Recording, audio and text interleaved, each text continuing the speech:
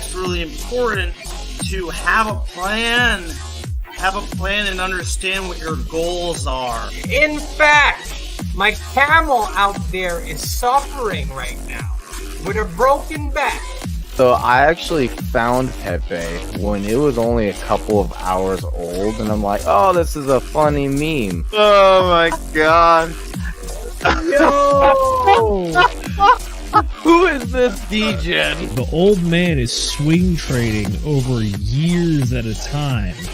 And it's like, that's where the real money is made. The answer is a permanent loss. With single-sided staking, you don't have to worry about impermanent loss. If you're aware, if you're disciplined, you can hone that into further financial growth. Financial freedom, so we can actually live life and not have to be constantly living paycheck to paycheck. I mean, that's the ultimate goal, more or less, right?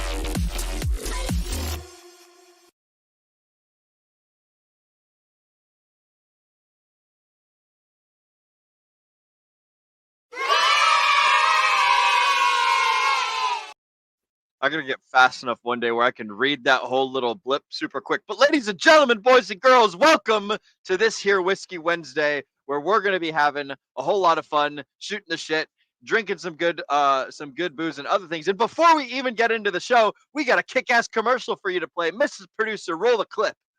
Ladies and gentlemen, welcome back to the Pulse Chain Tour Masters Golf Tournament 2024. Zenith is making his approach to the green on this sudden death playoff between himself and Reginald Gerald III, who already completed his putt for birdie. Zenith needs to make this putt right here in order for his dreams of winning that jacket to stay alive. Let's see what he does. Oh! Oh, he flubbed it! He missed! He whiffed! He's a loser! Loser! I repeat, RG3 wins! RG3 wins! Don't make mistakes like that guy. Get ready early for Pulse Chain Tour Las Vegas 2025, including the Pulse Masters Golf Tournament from March 6th through the 9th. Sign up early and use the code DGEN at checkout before September 1st to get 36.9% off all of your tickets. Don't miss out on all the fun from the star-studded conferences, golf tournament, and nightly events in beautiful Las Vegas, Nevada with all of your friends and favorite Pulse and Hex creators. We cannot wait to see you in Vegas, so until then, DGen responsibly. Yeah! He's a loser! Loser, Pete! Responsibly. Yo, you knocked me out with that shit, man. Bro, okay, so, ladies and gentlemen, for those of you that don't know, my name is Will Stevenson, this is Nate McGettit, and then we've also got Zenith and Jay over here. We're going to be shooting the shit, hanging out, talking, having a great time tonight. Gentlemen, what are you drinking? What's new and exciting with you? What do you think about Pulse Chain Tour Las Vegas? And also, what the hell's going on with you, Zenith? I'm just laughing at myself and the weird shit that I come up with. But yeah, other dude, than that, I got a silver bullet, and I am very excited for Pulse Chain Tour Las Vegas. I was recently, like literally today, I was trying to go find something I ordered on Amazon a while ago to go repurchase it. And then I went back and I saw a bunch of like microphone setups I purchased for Pulse Chain Tour Vegas back in March. And I was like, oh yeah, that was like 5 months ago. It feels like forever, but dude, time is just going so fast right now for me. It's kind of hard to believe, but yeah, 5 months ago we were in Vegas. Pulse Chain was a lot higher than it is now. I'll tell you that much. Correct. This was back when everyone still thought that E-Hex and P-Hex had a chance at parity. Oh, man. Oh, how times change. Oh, the pain. The pain. Bro, watch it hit parody one day and you're going to be like, oh, I shouldn't have said that on that show. We've flip-flopped on this many times before, which is that I have openly spoken about this in the past, which was we did have the parody event happen in the past, and I was on air, and I was talking about, like, yeah, I switched a lot of my stuff over to Hex, or over to Pulse Chain previously, because I wanted to utilize the staking function, and it was just so much cheaper to do it there. So then I missed out on the parity pump, but at the same time, when we had the inverse happen, we had the great ruggeding of E-Hex by yours truly, Richard Hart. I was safe, and like I was not hurt by it too much. I still had a little bit, but it's like a lot of the stuff that I keep in like the Maximus stuff, so like the Maxby trio and the oh gosh, what's the base one, the Uni or something, Those ones You got that bass, suffered. You got bass, trio, and Bass trio, Lucky, Desi, yeah. Maxi. Yep. So like that took a hit, but at the same time, like since then, yeah, I've had a little more E-Hex on the portfolio. Granted, it's on the pulse chain side of the house, but it is the E-Hex version. So it's like, yeah, exactly like you said. It's the campfire stories. It really is. I mean, it's kind of crazy to think that Papa Hart got on stream or posted a clip of his previous campfire stories as a cringe compilation. Then everyone went, sell. Yeah. Excellent, Jay. What are your thoughts, Jay? Welcome, by the way, to the show. You've been a little bit quiet over there. What are you drinking, Agent Jay? Let me guess. You're fucking pounding down some Bacardi. Yeah, That's what it is. Bacardi lemon. I knew it. Look at it. Actually got just a regular old agua with some your favorite. I got some artificial sweetener in here. Okay. Some flavor enhancer. You didn't choose yellow flavor because you're Asian now, did you? Of course I did. It also happened to be lemonade. And I love lemonade. Oh no! Everyone knows that there's the different colors of Gatorade have different functions. The yellow Gatorade is for performance. The blue Gatorade is for recovery. Ooh, yes, this is true. We're talking. The yellow Gatorade, it's because the Asian Gatorade. If you drink the Asian Gatorade, then you're more likely to do better on your math exams. Oh, that was the secret. Now we're talking. Now we're talking. Yes. What about you, Nate? What are you drinking over there, broski? Oh, well, I've got myself a little bit of Miller High Life, which, by the way, he used to have some Miller. I need a new one. But yeah, and also Mrs. Producer wants to show off. She's got some Smirnoff that she's drinking. Ooh, excellent. So, good to hear. Yeah, that's nice. Also, guys, okay, so obviously I'm like, this stuff sucks over here. It's terrible. So I'm like, hey, I'm gonna start trying to fix things up, make it look nicer. He has a streamer. He has the hexagon RGBs. He's a gamer. I'm a gamer, right? Yeah, no, I'm gonna start fixing things up. It's gonna be really cool. I don't know if those are gonna work yet because I literally just got them today, but I'm gonna check them out. This is gonna be really cool. I'm gonna try and light things up back here. It's gonna be a lot of fun. Oh, I also ordered a green screen because I figured eventually we're gonna be doing a lot of on the road type of shit. So I was like, it'd be really nice, What do you mean eventually? We've done multiple conferences now where one of the requirements was to have a green screen, my guy. Whoa, look, I'm disappearing. If I get close enough, I have many questions now. You are right, but you got to think about this, right? I've been working so hard all throughout 2023, right? And then into this year with I've been doing other stuff, and now it's like I'm finally hitting that point now where it's like, yes, I can go away from my freaking state and start going other places and doing other things. Hooray! So that's what hard work will do for you. I'll tell you what, man. All you need is a little phone mount thing, and then I used an OtterBox case, and then I've got a little piece of angle iron that I put on my oh yeah, there you go. Boom. You throw that bitch up there on the dash. You got to find just the right height, distance, and angle and everything. But once you get that shit squared away, then throw on a fucking a headset and you're good to go. I've been using the same headset since we started, long before we started streaming. This is a Razer Barracuda. Something. Barracuda. I think it's a Razer Barracuda X. If you guys. Wait, what year was that? Oh shit! This is probably at least 2 years old. This headset. It's a good headset though. I quite like it. Yeah, because I remember the Razer Barracuda from my gaming days. Jesus, what was that? That was 8 years ago now. I want to say it's a Series X. But yeah, Razer makes a good product. And it's right now I have it connected via it's not Bluetooth, but it's a USB plugin that signals the headset thing or whatever. So it's super cool. It's super awesome and fun. So I highly recommend that for the on the road streaming and things. And also it has a cool little AI. I can be streaming and running a table saw right here, and you guys wouldn't hear the table saw, and I could be talking. I know that because Sam and I have done this in the past while we're built-in noise cancellation. That's pretty dope. Yeah. That's a good quality of life increase. Mm-hmm. Now, like obviously, like my voice coming through the microphone isn't as quality as your guys' like arm microphone things, but it's just it's all part of the ambiance and part of the vibe. By the way, I'm drinking some Temptress Imperial Milk Stout, so that's what's going on for me. That's heavy. I'm probably gonna get. Oh yeah, dude, it's fucking 9%. So it is heavy stuff. It's Wait, got all 9% sorts is of little stats and numbers on it, but I can't read or do math, so it's all irrelevant, anyways. Yeah, for a beer. 9%. Yeah. That's like It's good wine stuff. territory at that point. Yeah. Mm-hmm. Yeah.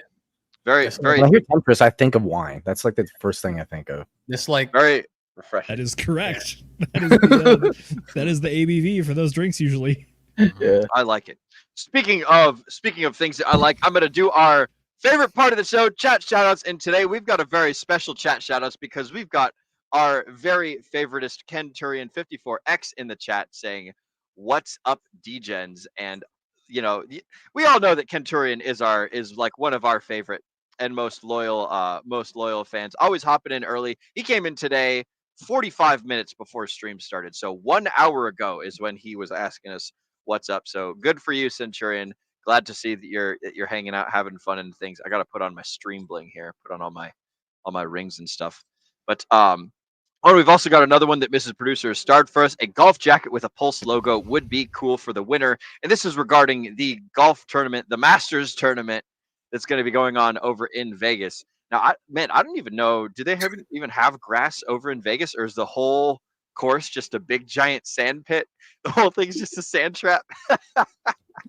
If they were able to figure out how to recreate the Eiffel Tower and a giant sphere that it itself is a screen, I think they can figure out how to make grass survive in Vegas. They probably can. I was being a little bit facetious. I bet they have. You know what? Let's look it up. I bet they probably have some of the best golf courses in the world. Also, Yeah, if just ask there's Trump. an Air Force, is that where it is?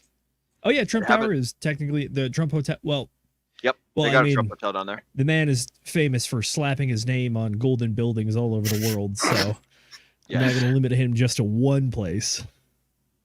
He didn't buy out Mandalay Bay though. That was they left that for the CIA or for the something. I got to the go other see. half of the other half of the joke I was about to make though is that if there's an Air Force base near there, if it's a good one, they'll have 2 golf courses. If it's a shady one, they'll only have 1. Yep, they got Nellis Air Force Base over in Vegas, and then There you dude, that's like the only place in the United States that you couldn't see A-10s flying. So the Flying Gun is based out of Las Vegas.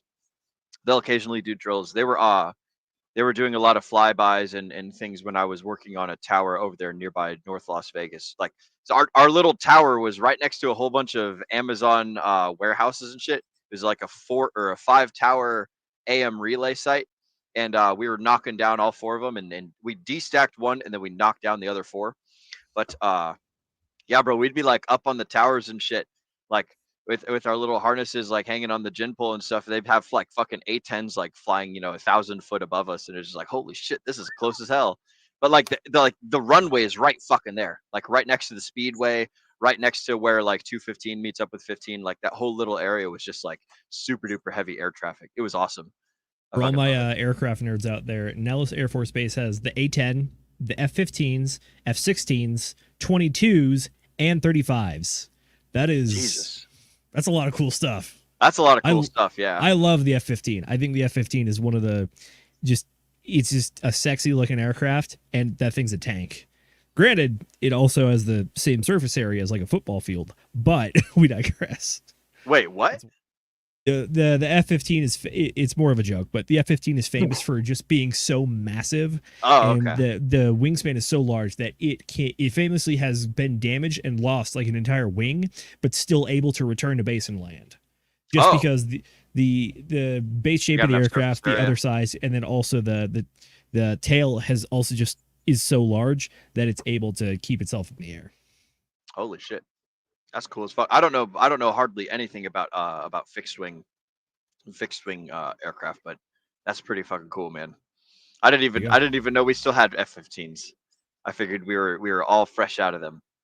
Bro, the fucking Marine Corps is still using those goddamn Harriers, like Vietnam era shit. I mean, I'll put it this way: we're going to continue using the Harriers until the F-35 program becomes cost effective and actual sustainable. Because right now, a lot of the aircraft are non-operational due to lack of maintenance and just the sheer complexity of those aircraft. So what they tried to do was they're like, oh wow, the F-22 is such a killer aircraft. I wonder if we can make it smaller and do more things. It's like you're asking conflicting questions there, my guy. And then you also want to make 5 variants on top of that. Yeah, this is gonna get pricey. Oh, fucking A, man. Yo, speaking of conflicting things, I'm going to redirect the conversation a little bit over to some recent events that are happening.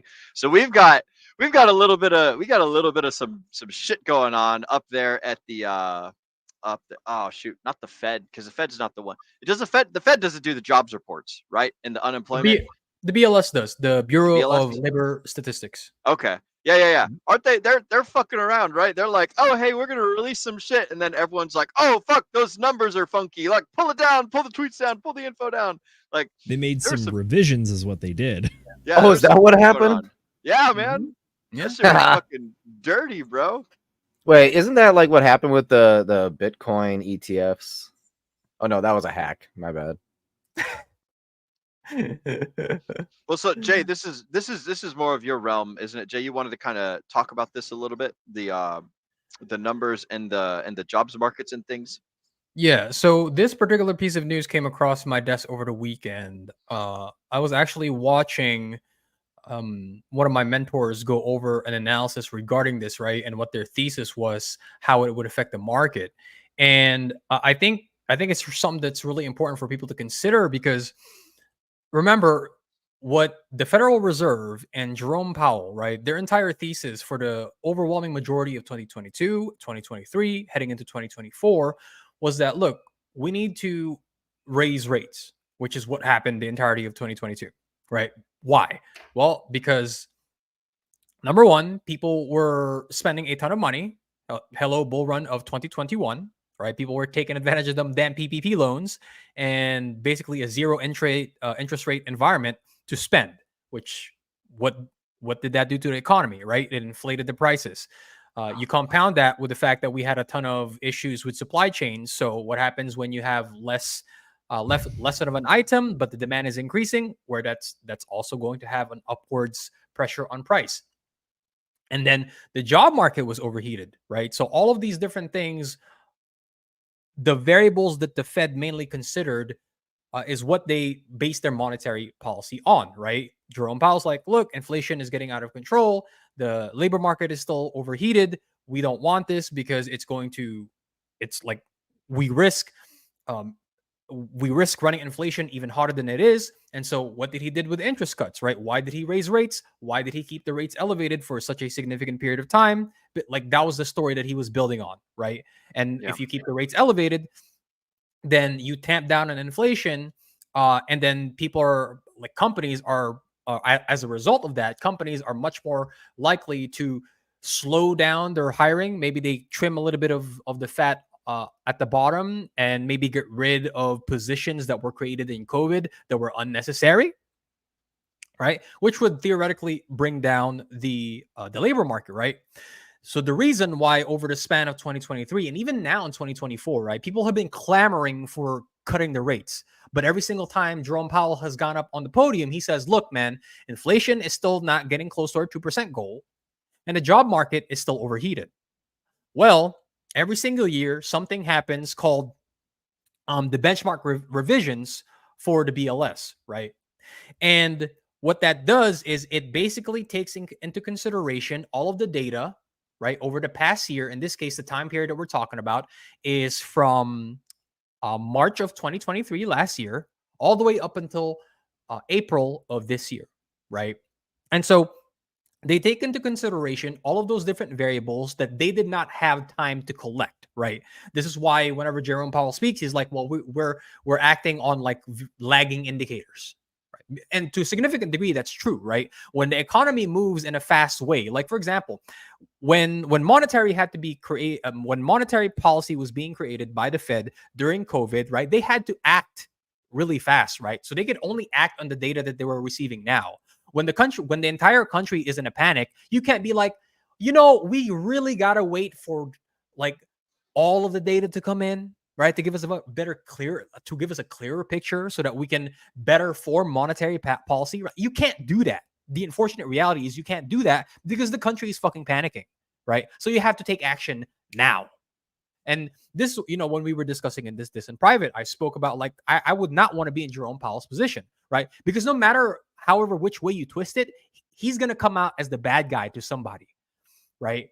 But he has to act on the data that he has now. Yeah.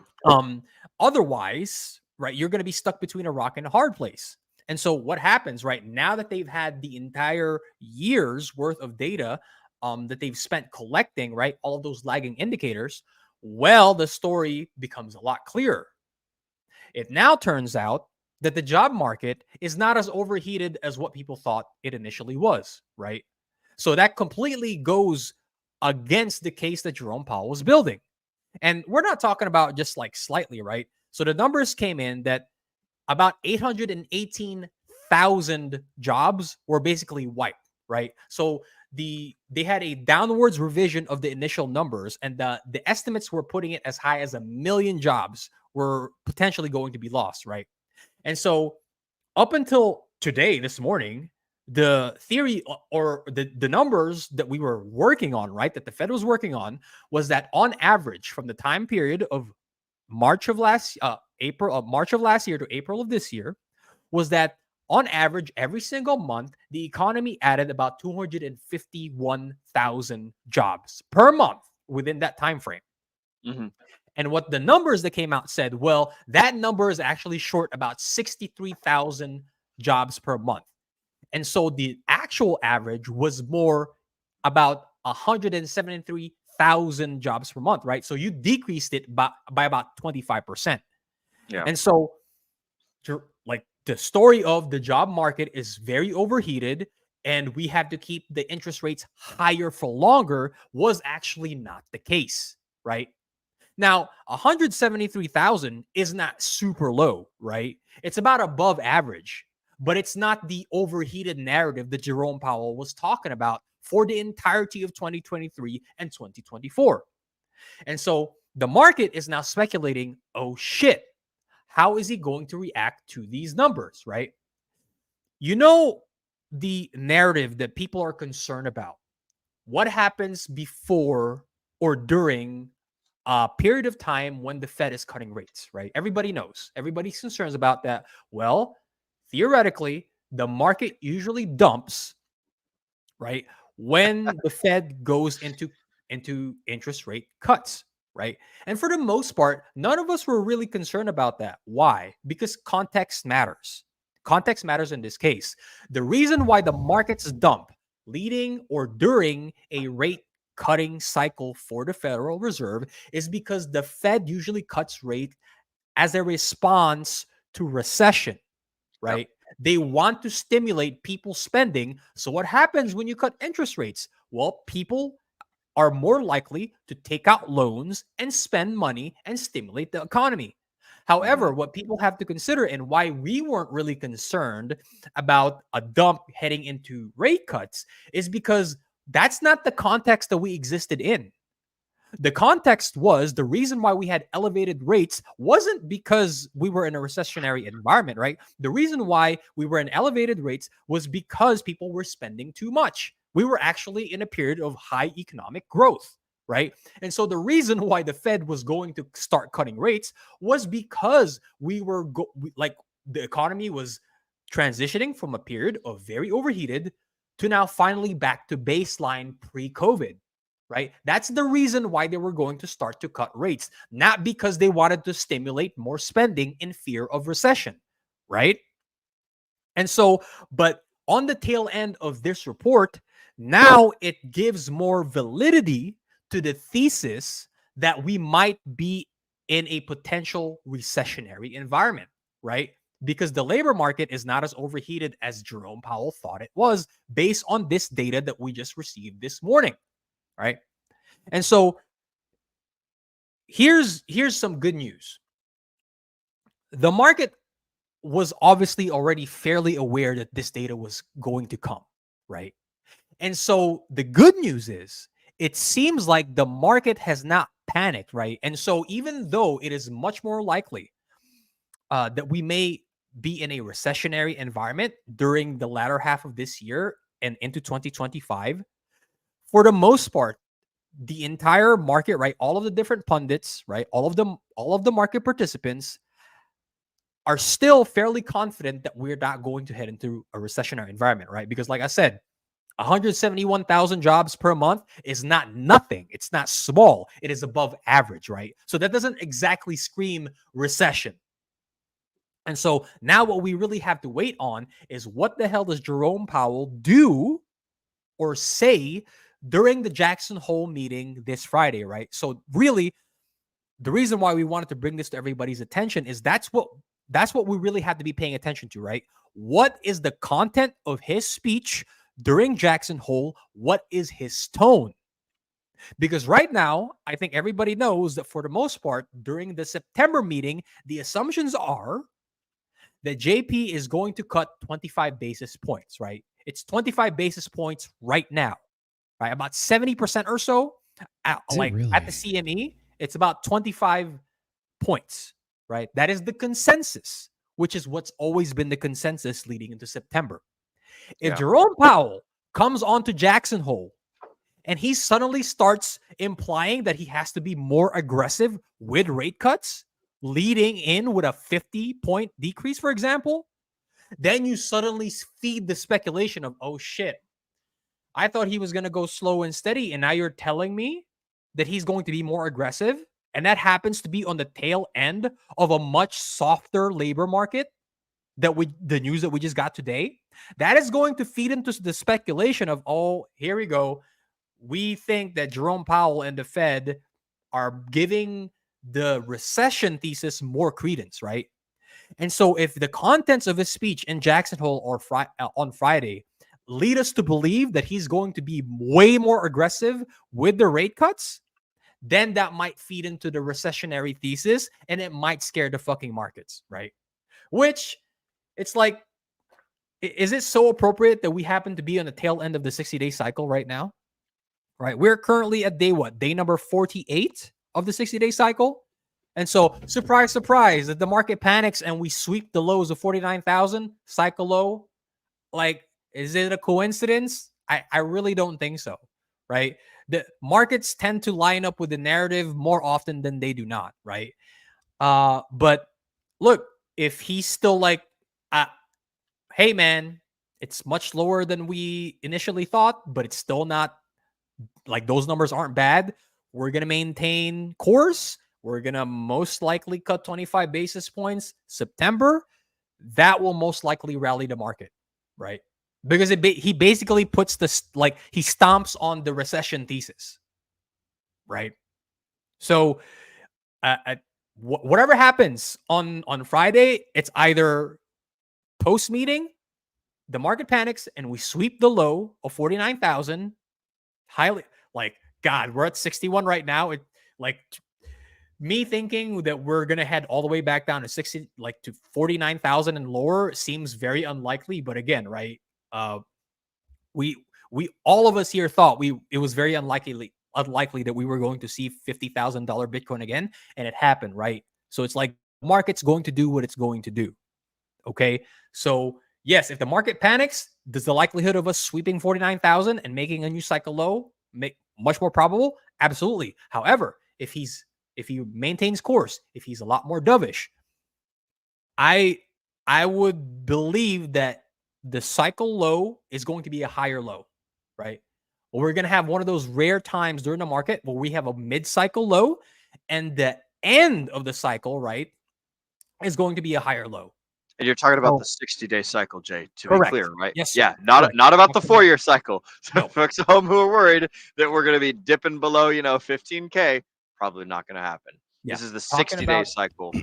Yes, sir. Yes, sir. Correct. Okay. So, like, really big news that came out, which is like, it was strange to me that this wasn't spoken about more openly, right? It seems like it didn't hit. Again, it's probably because the market didn't panic, which is why nobody really paid attention to it. But that's the big ticket news, really, right? Because this data will certainly influence how Jerome Powell speaks during his speech at Jackson Hole this Friday. Yeah.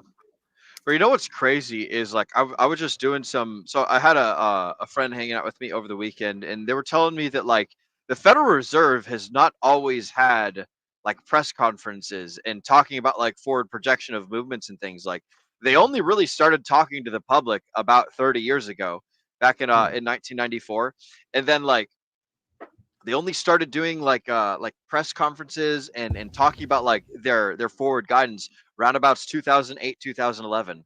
Like Mhm. up until that point, that like they just operated mostly in secret, and they didn't talk about like the shit that they were doing, and like Yeah. their like the way that they're going to deal with the market and the way that they're going to deal with all the information that's coming out in like in response to everything. So Yeah. this is all like it's totally new in like the last 2 decades or something Yeah. like that. But like it's absolutely fucking nuts to me that like Yeah. that we're living in such a like wealthy world where Yeah. we can worry or not worry, but where we're given access to information that like is pretty niche, um pretty new, pretty uh shit, what's the word, what's the phrase I'm looking for here? The point Novel? is, yeah, novel. Thank you. God, yes, it's novel. This is like for the time that we've been adults, right? And we're all here on the panel, we're all like roundabouts in our 30s or something like that, right? So like Mhm. this is pretty relevant from the time that we've been adults. Roundabouts when 2008, crash happened, we were all still like just about leaving high school or shortly left high school or whatever, just beginning our adult careers. So as far as we're concerned, this is the norm, Yeah. like Yeah. when it comes to interacting with the world and everything. But I just wanted to like take a moment and reflect on that before we jump into further conversation of That's things. Will, that's actually very surprising to me. But again, we like you mentioned, we live in a different time. Most of us here were a lot more in tune with how the market moves because we're active investors. 30 years ago, the government probably wasn't as involved in people's fucking business as they are today. But it still really much surprises me that they weren't making these meetings public, at the very least, on like tell people what happened on the newspaper, right? If not Yeah. on television or radio. Because as a citizen, if you're going to handle the nation's monetary fucking policy, I need to know what the hell you're doing. Right? Like and they're not even like a wing of the government. They're totally separate. It's a private Yeah. entity that prints value that the government buys and says, "Hey, here's one government token, right? You own a government token now." And we're just gonna keep printing these. Oh man, I'm reminded of like the Iron Bank from Game of Thrones, and just like all the craziness and all the who's and what's that comes with it and everything. But man, That's I don't worse, want to you know. distract us too much reflecting on the past and everything. Nate, what do you got, bro? So when I'm looking at all this, taking in all the data, I like to simplify it so that way my brain doesn't get overwhelmed with like all the exact little tiny details. It's kind of like it's going to go up or it's going to go down, Relatable, bro. So yeah, right. I used Grok to find all this shit out because I was like I didn't know exactly the details, but it's literally Not like I'm reading off ChatGPT. of Grok right now, Grok version 2, which is out, Yeah. and it's talking all the dates. Anyways, sorry, bro. Continue. So in taking all the data, basically we're looking at three possibilities. One, they hold rates, and basically it would be neutral. No, everyone's like, oh, okay, I guess that's a thing. The other I one is think going to be he would 50. be hard pressed to hold rates September. Yes, I thank think you. he would be really fucking pushed against the wall to do that. Yes, that's why I was going to say this at the end of my little thing here, but that's the lowest possibility in my opinion. The other one is going to be like dropping it 50 basis points, and if you drop it 50 basis points, it's basically like them admitting that they broke something really bad, and they're a little bit desperate to try and drop those rates a lot faster and able to fix it. It's a soft admission of potential recession, which is why the market would Yes. panic. But what they're looking for is a soft landing. And so because of a soft landing, you're going to want most likely they are going to drop at 25 instead. And at 25, that's basically Jerome saying, hey, yeah, no, we're definitely going for the soft landing. Everything that I've been planning is perfect, blah, blah, blah. And that's going to make instead of making the market go like, oh no, something's broken, get out, right? Instead of that, they're going to be like, oh, good, everything's perfectly in plan. It's safe. Let's go ahead and invest more risk assets. And that's literally the way that I think about that. So that's why I'm waiting. And like here's the other thing that I'm looking at. The fractals of the 4-year cycle right now are saying we're a couple of days overdue for just shooting up, right? Well, what's coming up real soon? Okay, so yeah, when you're kind of looking at that, it's like it's lining up almost a little too perfectly again. It's magical woo-woo at this point. And it's like if we're supposed to be bursting up, I can't see how we don't just simply drop 25 points. And then it's like, okay, good now. Z, your thoughts on this? Bill does have a good point, though, when you were talking earlier about it's kind of wild how much access we have and how fast things move, but also how much people pay attention. I think you hit it like square on the head when you said earlier that like we are very enfranchised investors to the point that we try to research this weekly, if not more than that, so that we can talk about it intelligently. But the average person just doesn't do so. And then as far as the actual interest rates itself, I do think we're seeing a bit of an anomaly. Obviously, no decisions have been made up until this point. However, Mrs. Producer, if we can pull up my screen share real quick, I did just want to take a quick look back at the CME group. I know this looks like a tie-dye shirt, but let me try to break it down for you. So here's the current prediction for this upcoming meeting, the 18th of September. Now, Nate, you mentioned that there's a possibility of zero change. Well, if you look at the futures market, which this data is based off of, there is literally no one. I repeat, zero people betting against that. And instead, what we're having is an argument over a half-point cut versus a quarter-point cut. So when we go back to the tie-dye t-shirt chart, what we see is the historical chart of what the probabilities were. So this red section over here, this is the quarter-point drop section. That purple spike right there, that is the half-point drop section of the chart. So this is October 5th, aka New Black Monday. At this point, there was an 85% chance that the futures markets were betting on a half-point reduction instead of a quarter-point reduction. Since then, we've moderated a good bit and come all the way back up to the point where it's only a 29% chance, according to the futures markets, of a half-point cut, and instead we're looking at a quarter-point cut. But what's interesting here is that I can't remember a time when I've seen the markets move this fast, especially traditional finance, let alone government. The only time I've seen reactions this fast and this steep to things going on in the market was kind of the COVID days. Mm-hmm. But as to what we're seeing right now, that whole New Black Monday thing, I'm afraid it's going to get memory hold too quick, which I think we have a tendency to do in today's day and age, especially in this year, which is an election year. Well, the internet does that, but you got to think, though, too, the reason they did that was because the Japanese prime minister was going for elections and they were trying to help the economy. And even regardless of warnings, he still was like, no, we're still going to raise the rates. I hear you.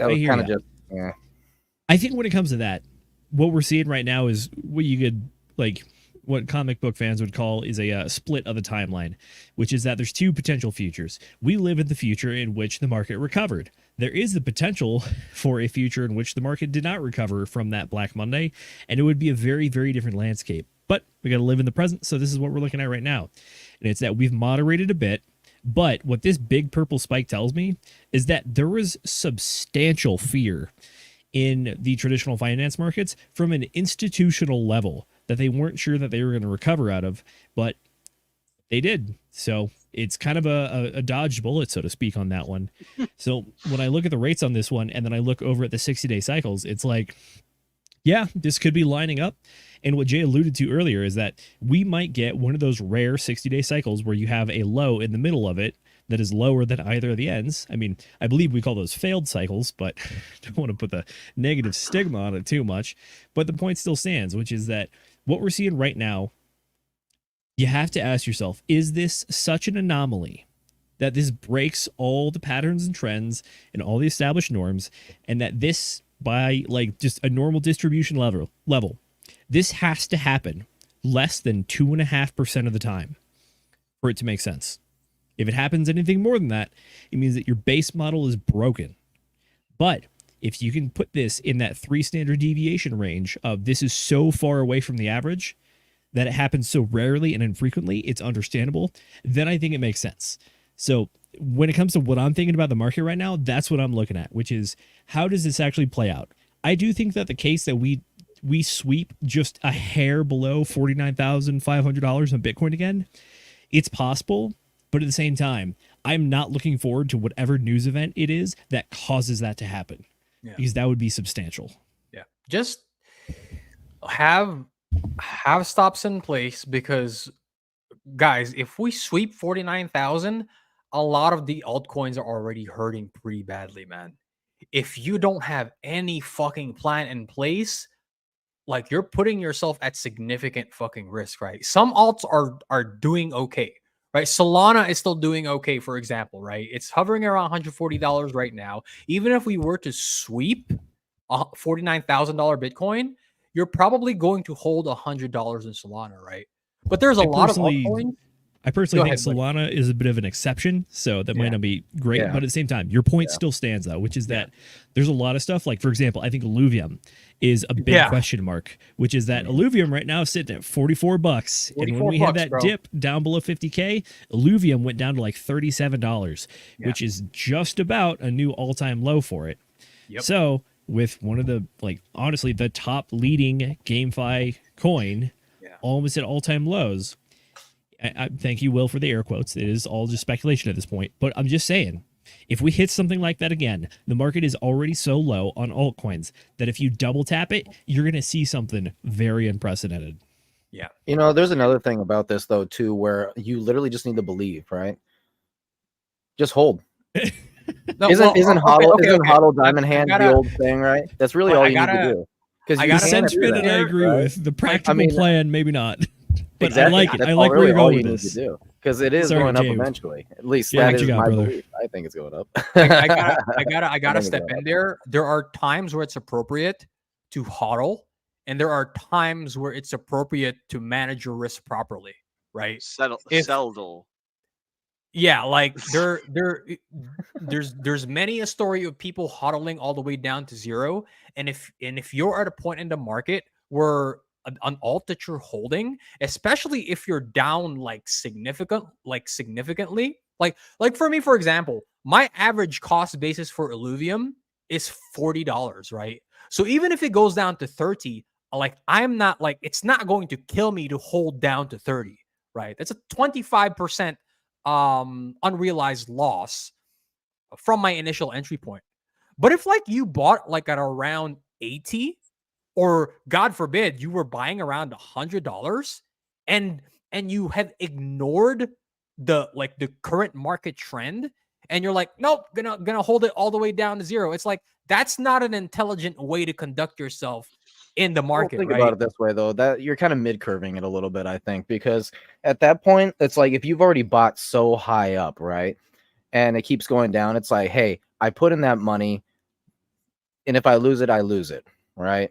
Well, that's if you're thinking about it that way, that's high risk anyways, right? Well, if you're doing it that way, then that's totally fair, right? If you're look, I don't mind this thing going to zero, I'm just going to hold it. That's totally fair.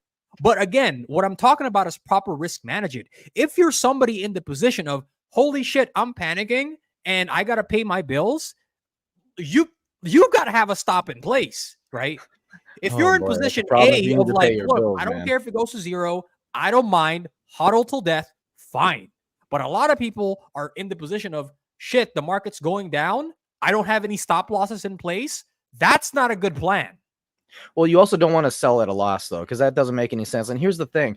It has never happened before in crypto where we've already topped out and we're heading into the next bear. That has never happened. And so, as you like to say yourself, until something is actually proven to be broken, assume it's going to keep going. And so why would you de-risk, sell at a loss, and then buy back in to try and go higher? It doesn't matter. You could have just HODLed the entire time and just got more capital. As easy as that.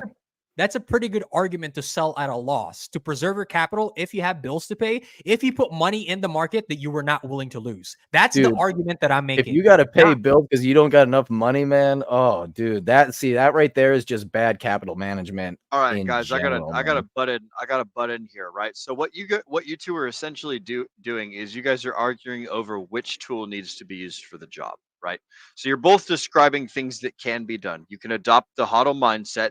You can also adopt the I don't want to call it trader's mindset, but like the loss prevention mindset, right?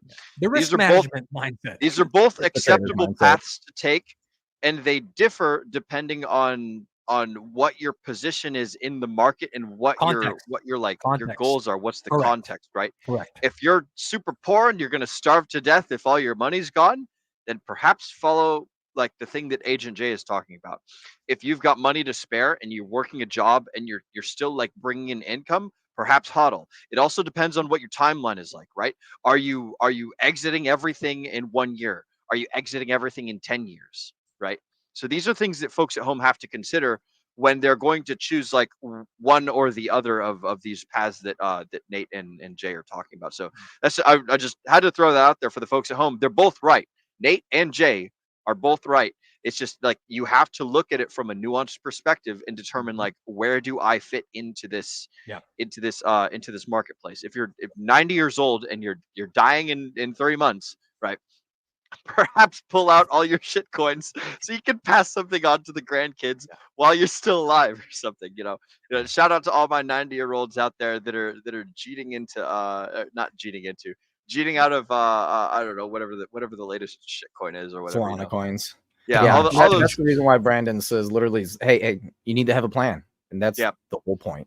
Oh no, actually, all the 90-year-olds are in XRP. That's what they're all in. Sorry, guys. Oh, there it is. There it is. It's either that or Litecoin. Litecoin's gonna pump one of these days. Just you wait. Oh, they're just waiting. Wait. They're sitting there like they're writing out their will like with a quill, because that's the way that they do it, because they're classy like that. They're writing out their will with their quill and like dabbing it in the little ink thing. Just be like, and I give my 5 XRP tokens to my dear son Billy, or I whatever. doth bequeath. The seed words are Yes. as follows. Yep. But like the like all humor aside, like you guys, whoever's listening to this, whether you're catching us live or on the replay, you have to think about your timeline. You have to think about the tool. You have to think about your strategy. You have to think about the context. You have to think about a whole bunch of things. What works for me might not work for Nate, might not work for Zenith, might not work for Jay, or we could all be following the same fucking plan. Who knows? But like, they're both absolutely right. Nate is correct. You shouldn't sell. You should hodl. And Jay is also right. You should do stop losses, and you should do you should protect your capital. These are it's like, are you going to use the chisel, or are you going to use the screwdriver, right? You can both use them to chip away at things. Or are you going to use the hammer, or are you going to use a maul? Are you going to use blah blah blah blah blah? It's different tools to accomplish different goals at different like focuses of leverage. So that's my 2 cents, and that's all I got to spew on this topic. Yeah, at the end of the day, the message is you need to have a plan, whether it's a version of Nate's plan or a version of my plan. You need to have one, and 2, you need to be able to live with the consequences of either following through it or not following through it. Right? I got a 3. Go ahead. Once you're, are you finished with your thought? Yes. Okay. The 3 is, if you find out your plan sucks, you need to figure out another plan, right? So sticking to one thing is going to get you killed, right? Don't get complacent. Pay attention to what's going on around you, and always be. We call it in the military. We call it the OODA loop. You orient, you observe, you observe, you orient, you decide, you act, right? So the first thing is you observe, you take in your surroundings, you take in the area, right? Then you orient, you change your perspective to match the things that you have now observed. Then you decide, then you act, and then you orient, and then you observe, then you orient, decide, act, and you keep going in this process in circular forever, and you're constantly changing your plan. You're constantly doing the newest best thing. Like what you chose 5 minutes ago, what you chose 2 hours ago might not be the best thing right now, or you might have new information because you're observing more things and you're reorienting yourself, and you're retaking in the surroundings and everything. So this is just like have a plan and understand that your plan is probably wrong and you're going to change it. And whenever the new information comes in, you need to adapt to the new information, and then you need to decide, and then you need to act, right? Like where people fuck up on the OODA loop is the decision and the acting part most often, right? They'll observe, they'll spend all their fucking time stuck in the observation bubble, and then they'll orient, and then they'll be like, well, I don't know, I need to wait for more information, and then they get trapped over in the observe portion again. Yeah. Yep. And so like people get stuck in this repetitive loop, and the information is always changing, right? Yeah. So we need to do all 4 things in sequence, like constantly over and over again. So that's my advice to the folks at home.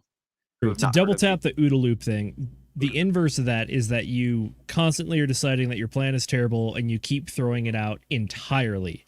And like the baby goes out with the bathwater every time.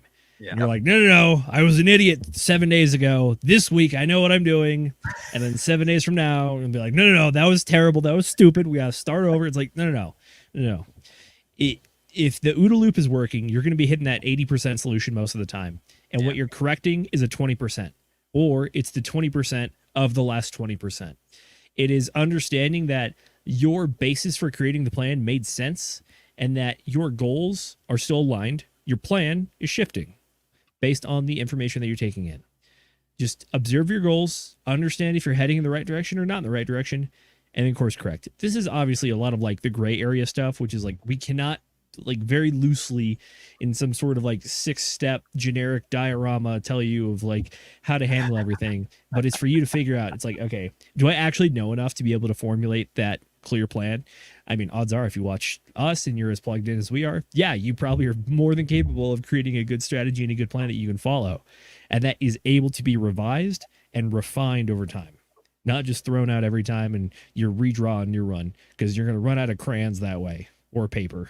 So, yep, I have run out of crayons. The folks at home in the comments watching me try and like type furiously, there's a delay between when you hit the enter button and when it actually posts, and I keep thinking like, oh shit, I need to retype that. So you're absolutely right. I believe it was Eisenhower that said that all plans are useless, but the act of planning is invaluable. So like you could have a great plan, and it's great until it's not. And that's when it's time to go through and you're checking your plan constantly using this OODA loop. So any further thoughts on that, either Nate or Agent? I think the other quote is was that even the greatest of plans never survive first contact with the enemy. Yep. Mm-hmm. Like the plans are going to go out the window. Yep. But the act of planning was still worthwhile. Yep.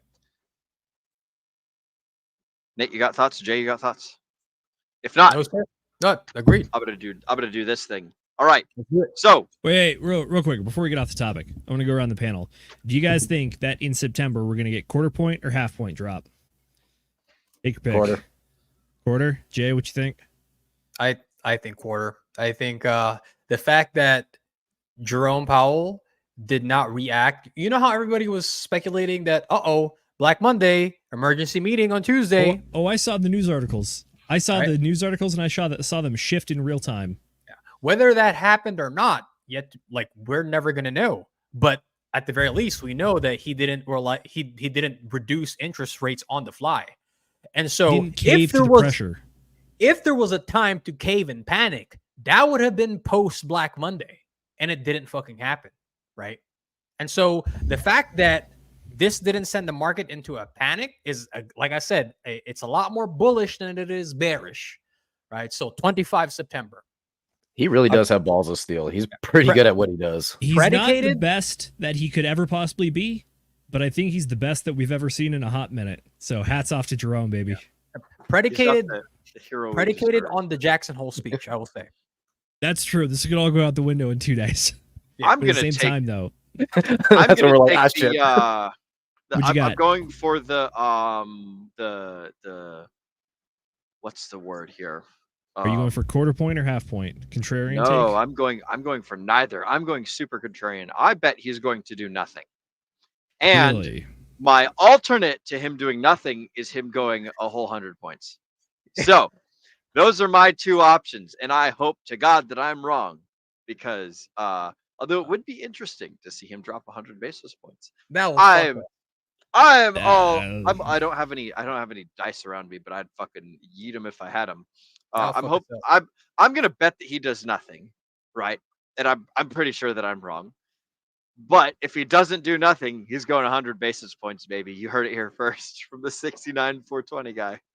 I'm in the quarter point camp as well. I think that if you ignore the massive unnecessary dip that was Black Monday stuff, the trajectory shows that we are still maybe increasing a little bit towards the half point area, but I think that right now we're still very much in the quarter point camp. And unless something truly earth shattering happens, I think they'll be able to stomach 4.3% unemployment. That doesn't seem unfeasible. Yep.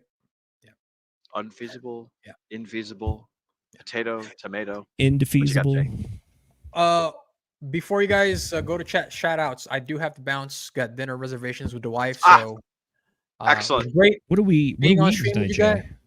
What do we The have? usual steak. Steak? Yeah. Good Steak, steakhouse? eggs, butter. I love it. Yeah. That's actually what I got at Surf and Turf right now. Predictable. But it's great hopping on stream with you guys. First stream back after the vacation. Thank goodness, because vacation drains me. I'd rather be here working. So I'm glad to be back. And I'll probably see you guys either Friday or that Sunday episode. Absolutely, bro. It's been a pleasure having you. Thanks for giving us your insight. I would have been totally lost as far as everything going on. And yeah. Peace, Skull, Zdrovia, Slencha, all those good words. We'll see you later, Jay. See you, Jay. Speaking of Jay, the letter J is not inside of chat shoutouts. So we're gonna transition right on over into chat shoutouts. So there's also no letter J in the name of our first chat shout out, Mr. Moonpilled Rational Optics. You can spell that entire name without the letter J at all. What's up, Degens? What's up to you, good sir? Glad to see you. I am stoked to see that you're in the chats. It's always good to have a fellow rigger and crypto connoisseur, and also Degen Roundtable, super cool affiliate friendship, friend, and all those super other things. Fan. And a guy who's drinking. So hell yeah. Overall good, dude. Speaking of guys who are drinking, we got Hexagon lost in Asia. Well, cheers, gents. Thursday on my side. Yes, that is correct. It is Thursday. Yeah, he's ahead over of us. There. Yeah, over there in Taiwan or Filipino or Cambodia or Singapore or where the fuck he's somewhere in there. He's lost in Asia. Bro, he's lost. He doesn't. I don't know. Maybe he knows where he's at. Maybe he doesn't. Who knows? He's lost in Asia. But shout out to you, Hexagon lost in Asia. Glad to see you, broski. It's always a pleasure to have you in our checks. Next up, we got Funkmaster Hex. Ladies and gentlemen, good evening. And as always, he has the drink at the very end of his statement thing. Here, I'm going to clack my webcam. There we go. I'll have to adjust that. Oh, no, it's good enough. Funkmaster Hex, good to see you, broski. And then finally, we got Tin Top. What's up, Hexicans? What's up to you too, Mr. Tin Top? Good to see you. Glad to have you in the chats. I fucking love it when all the fam comes and joins us on these here Whiskey Wednesdays. It's a good time. So I'm gonna actually take a drink and leave it open for you guys to speak here for a second while I consume beverage. Yeah. Tell you what, Nate, you leveraged something at me earlier today, and you know what? I'll give it to you. It's slightly fair. It was quite a fair take, which is that we've been talking a lot about macroeconomics at this point, up to the point where you might think that we may be losing faith in Pulse Chain or the Hexagon community. Do you have any interesting topics you want to talk about on there? Because I'm more than happy to give some love to our people, because I still absolutely identify with that crowd, and I think that this is something we've been running into, which is, I know for the audience, this is a little inside baseball, which is that we've been trying to reach out to communities of other projects that we're interested in, namely like Phantom and stuff, but the community just does not exist. So it's hard to do so, which means I think we do need to come back to the well that always keeps giving, which is Pulse Chain.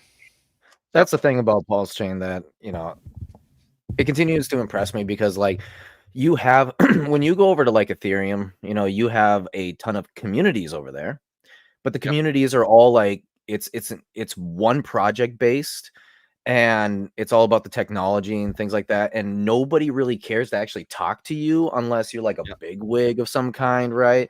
Bitcoin, good luck. Unless you're like Michael Saylor, that's really about all you're getting. Bitcoiners are infamous for that. Yeah, they're extreme, right? And so then you head over to like Phantom. Phantom is just like a bunch of nerds, man.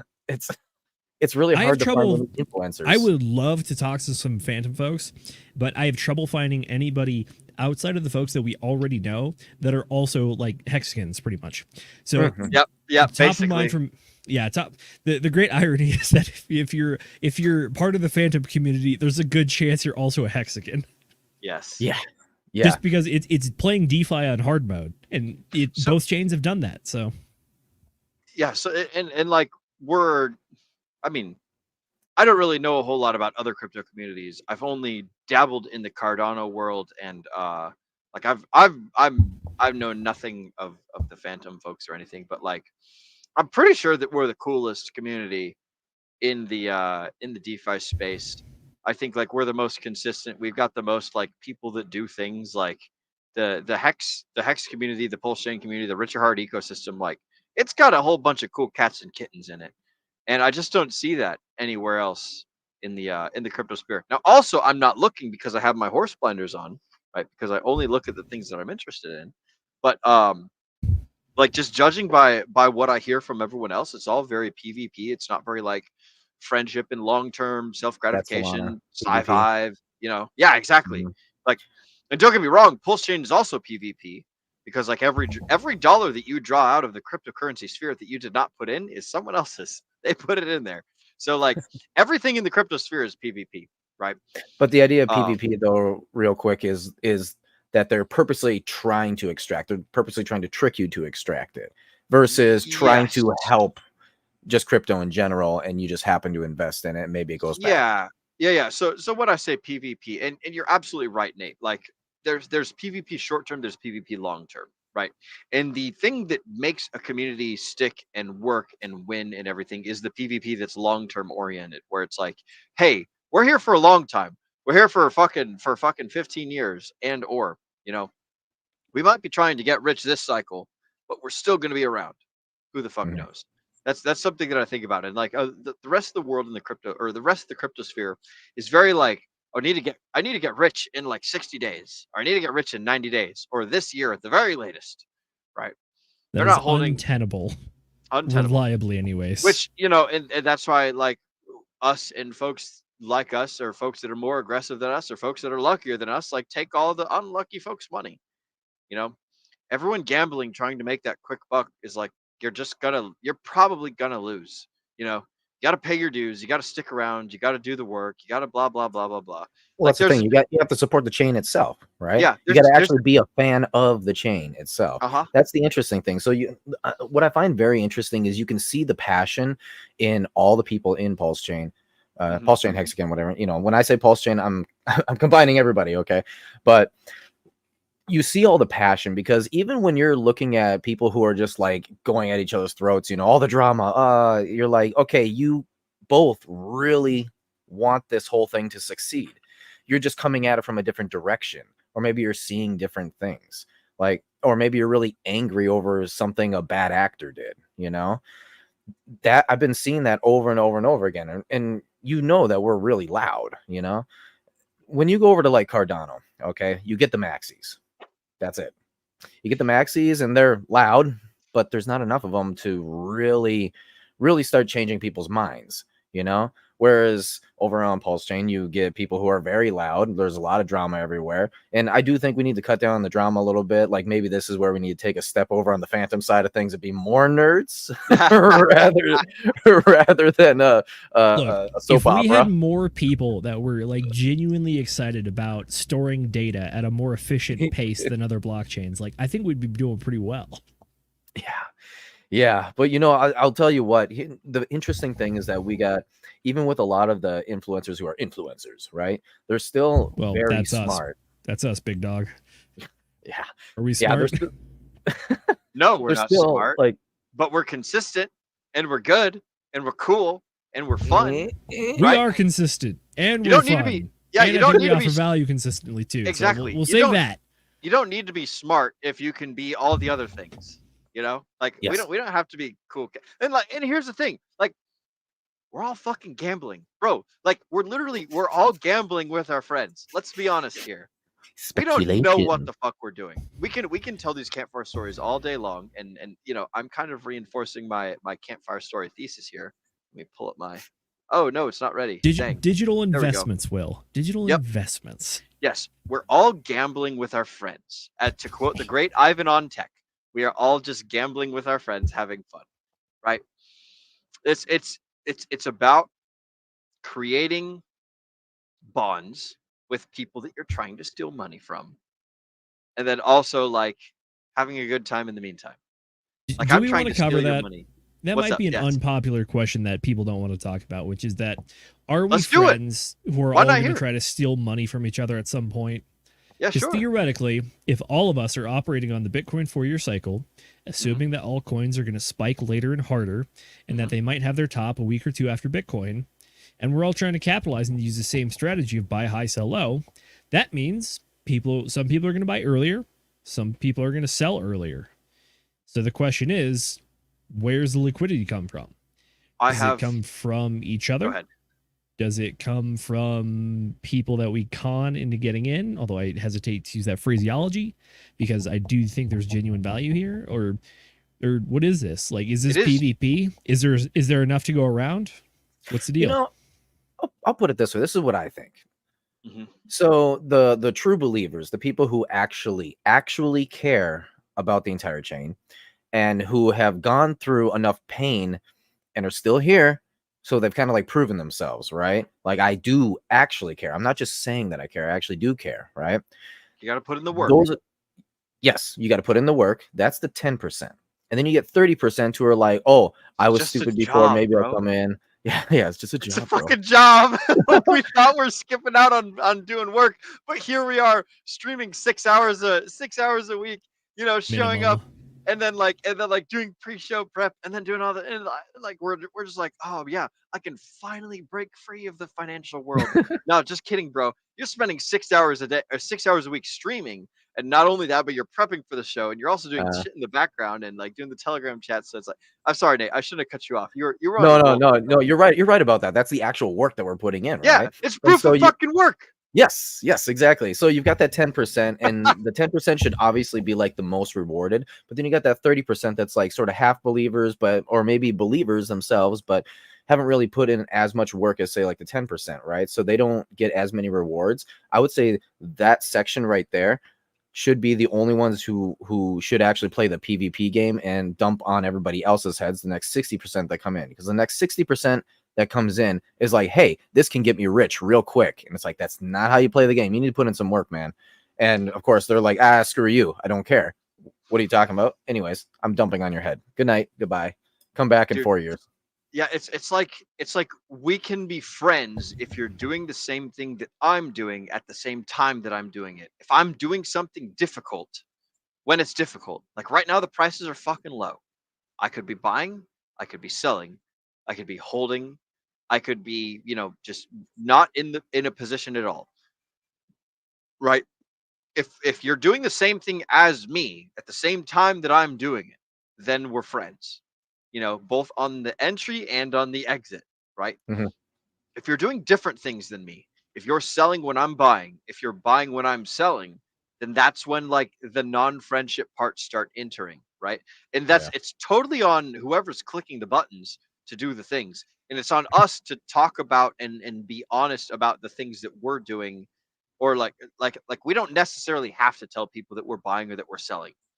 The association is that if we're talking about things, then we should make it clear whether we are buying them, we are selling them, we're excited about them, we're not excited about them. You guys remember when GIF was doing its crazy run up, right? That's the thing that sticks out for me, because I got into GIF very fucking early, and I was super stoked about GIF when it was crazy fucking high up, and it was like the crazy strongest portion of my portfolio. And I was like, holy shit, this stuff is awesome. And I bought what I considered to be a fuck ton of it at the time. And, in retrospect, like right now, it's fucking nothing, right? But I bought a shit ton of GIF at the time, thinking like, holy fuck, this stuff's going crazy. It's gonna, keep doing cool things, whatever. And it also happened to be the top of GIF, right? So I fell prey to the emotional, like, tops and bottoms and euphoria and the feel goods and the acting on impulse and emotion instead of on like reason and logic, right? So like people that are doing the same thing that I'm doing, as I'm describing, like if I'm describing what I'm doing and there's other people doing the same things, then there's like a potential for friendship. If I'm describing something that I'm not doing, if GIF's super high and I'm super excited and I say, you should all go buy GIF, like it's crazy cool and it's crazy awesome and I'm stoked about it, and I'm selling, then I'm an asshole and I'm not your friend. Then I'm a absolutely. fucking snake. And you need to watch out for people like that. Like you need to cut the snakes out of your life. Like I'll tell you what, I was super excited about it too, because I kind of bought the top a little bit as well. However, here's the thing: I'm not upset about it dropping. shit on the top. The reason why I'm not all upset over it being so low is because number one, that was kind of like the early alt season, right? Yeah. And Pulse Chain kind of got its own alt season. Okay, cool, we got that. However, I really like the tokenomics of it, and I'm just really interested in it. And I like it so much that I'm like, I'm okay buying the top on this because it's really cool technology for me. I personally really like it. It was a good campfire story, right? Like Yes. it really was. Like GIF was a crazy cool story. It sounded fantastic and it worked really cool. And everyone was buying into it. And like it got oversold or whatever, right? I don't know what caused the price to go up and go down and do all the craziness, but it was fucking sweet to watch it happen. You know, that was a It's the cool same sort of thing as Solid X though, too, you know? Yes, exactly. Right. Like there's many coins that we can describe that did the same thing. Yeah. Like I remember we had Almighty on stream and we were talking about Mike. Or not, it wasn't Mike, it was going to be Kitty, you know. Yeah, Mike had released like a week or two earlier, and Kitty was coming out in like the next week or something. Yep. And the idea was that, like, you know, there was going to be this cool Monsters Inc. token, and it's going to be crazy on launch, and blah blah blah. And we were all stoked. And I don't know about you guys, but I was fucking stoked. And I also bought the top on that, right? But like the whole point of this that I'm saying is that, like, if I'm describing to you guys the things that I'm doing, and if I'm being a good salesman for a product and I'm trying to get you guys to buy it and I'm selling it, then that's a snake move. If I'm talking to you about how cool the thing is and I'm also buying it, then it's an honest move. It might be an idiot move, but it's an honest move. You know, It's honest. and I'm not here to claim to be like smart. I'm definitely a fucking idiot. I'm gonna make many mistakes. You guys just you guys fucking wait. You haven't even seen the least of the amount of mistakes that I can make. I can make some crazy mistakes here. But like the point is, like, as far as friendship and buying and selling and dumping on people and are we friends or are we not friends, is like, are you on the same timeline as me? Are you following the same path that I'm on? Are you doing the same things? Like, when the price of shit is high and I'm excited about it, I'm not going to be saying to buy it. I'm going to be saying, like, I might be selling in the near future or something like that, because I had a different entry point. You guys can buy if you want, but you have to, like, understand the different mindset that you're now adopting. I can't be in the same place as you if you're buying right now. This is one of the reasons that I also spend a specific amount of my paycheck every single week in buying an amount of Hex and then staking it out for 15 years. So I'm stuck in the Hex ecosystem. I can't go anywhere. I'm in it for 15 years. And that timeline resets once a week, every Tuesday, right? When I get paid, there's an exact dollar amount that goes into Hex, and it stakes it out for 15 years. And my T-share rate increases, and Just that's a the way DCA. that it That's all goes. you're doing. Yeah, You're I'm just DCAing in. into Hex. I'm goes out. presuming that in 15 years when the stake comes out, that I'm going to be the price of Hex is going to be better than that it is now. So, like, I'm forcing myself to be stuck in this process once a week, every single week. Now, like, I can't do that with other coins because other coins don't allow you to do the same staking process or whatever Hex does. But, like, that's the thing that happens every week, regardless what the price of the coin is. Not irregardless. What's the fucking word? Regardless. My brother's calling me right now. He should know better than to call me on the stream. Don't tell him to get his ass on here. Right. Oh, actually, you know, Get that's in not here. that's not a bad plan. I'll hit him up on Telegram. What are you guys' thoughts though? Like, I've been rambling for a little bit. I have a critique for each of you guys on this one. So, Will, Let's hear to it. your salesman analogy, I think that we operate inside of a space that is uniquely different from traditional sales, business, or whatever. Because in that world, you offer products and services that have tangible, real-world outsized effects to people. What we deal with here are what we call financial products, aka investments. And the whole point of an investment is to have some sort of rate of return, or return on interest, or return on investment, excuse me, ROI. So the issue is that it comes down kind of what you're saying about the genuine or non-genuine thing about being a liar or snake oil salesman. But it's the question of, is the thing that you're selling people solely reliant upon the thing itself generating some sort of value for other people, or is it reliant on the input of other people? And I think that we are using an asset right now kind of for its unintended purpose, which is that these cryptocurrencies at their core are supposed to be currencies, and that they're supposed to have a function and be able to convey some sort of value to the world that is used as a store of value, a medium of exchange, and a unit of measurement. That is the function of a currency. What we are doing right now with it is we are treating it as a speculative asset, which is that we see this as an emerging technology, which is something we are trying to get ahead of the curve on and use as an investment to generate some sort of return. So theoretically, there are people on, like, I don't know, XRP, for instance, our favorite stablecoin, which is that if they've been using XRP as a stablecoin and actually paying for things IRL with each other, then yeah, that's an actual currency in the function of a currency as I defined previously by the old definition per se. As far as an investment goes, no, it's not an investment because it's a currency, because no one is expecting it to appreciate really that much. Although I know everyone and their mothers expects like pretty much all cryptocurrencies to appreciate right now, just based on how the market works.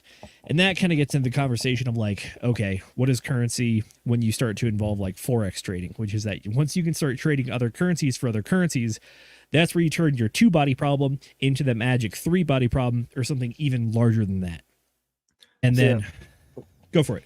Oh, I was just gonna say that's like the BNB token. You know, that's an actual currency that you use to actually have cheaper prices while using Binance, right? So that makes sense. Yeah. But when you're saying something like the fucking Solana meme tokens and pump.fun and all that, then it's like, okay. No one pays for anything in Dog with Hat. No one buys anything and says, hey man, give me your address. I'll send you some if you go cut my grass. That's not how that one works. If anything, there's only a few cryptocurrencies that really do that kind of stuff. Obviously, Bitcoin is the first and the front runner because we had Pizza Day when someone paid Bitcoin for a physical product because they agreed upon a price and agreed that this is a store of value and is also a medium of exchange. So that is the point at which Bitcoin was actually first used as a currency. I mean, unless it's the first public one anyways, or the most notorious. Yeah. I'm sure people have been paying for Hitman or whatever for ages on the dark web. But the point is that drugs. As far, yeah, true. To bring it back to the pulse chain question that was originally asked, Nate, I go to your illustration earlier about the 10 and the 30%. And my friend, I understand the sentiment and I agree with it, which is I do believe that patience and stability and perseverance should be rewarded. But the reality of the situation in here is that the S word, the should word, does not exist because we deal in the world of numbers and binary, which is that 10% you heard of, the true believers, if they did buy and hold it from a sacrifice phase all the way through now, congratulations. You technically are down on your initial investment in terms of US dollars if you have not made any other moves. At the same time, though, people coming in and just like some random guy just buying now and then goes away literally for like a year and a half and then comes back next year or something and is like, oh, wow, it's really up on price and just sells it for a profit. That guy is possibly one of the people that made the most money in the entire ecosystem, and they're not even a true believer. They just happen to make some moves that were optimal at the current time. They don't know anybody here. They're not doing any work. They're not reiterating any messages or anything. They're just a guy that bought a thing and sold it at a different time. Zenith, do what we call those people? Lucky. Those are the actually lucky people. Correct. But when it comes back to true believers should be rewarded, or like the latecomers are the PvPers, and we hope that they jeet all over each other and do that sort of thing. Yep. But the question is this, which is that when you try to take like the morality is probably not the correct word, but the Zenith? The emotion that we're attributing to it is that at the end of the day, there is a cold hard calculus to it, which is that you can calculate when the optimal time to get in is. Granted, no one can know the future. We can only do this in hindsight. So in current day and age, we can create probability curves based on where we think markets are going to go, what we think is going to influence it and factor it. And you can make what would be like, I don't know, for my poker nerds out there, it'd be the game theory optimal move at the current time. And that can be rewarded.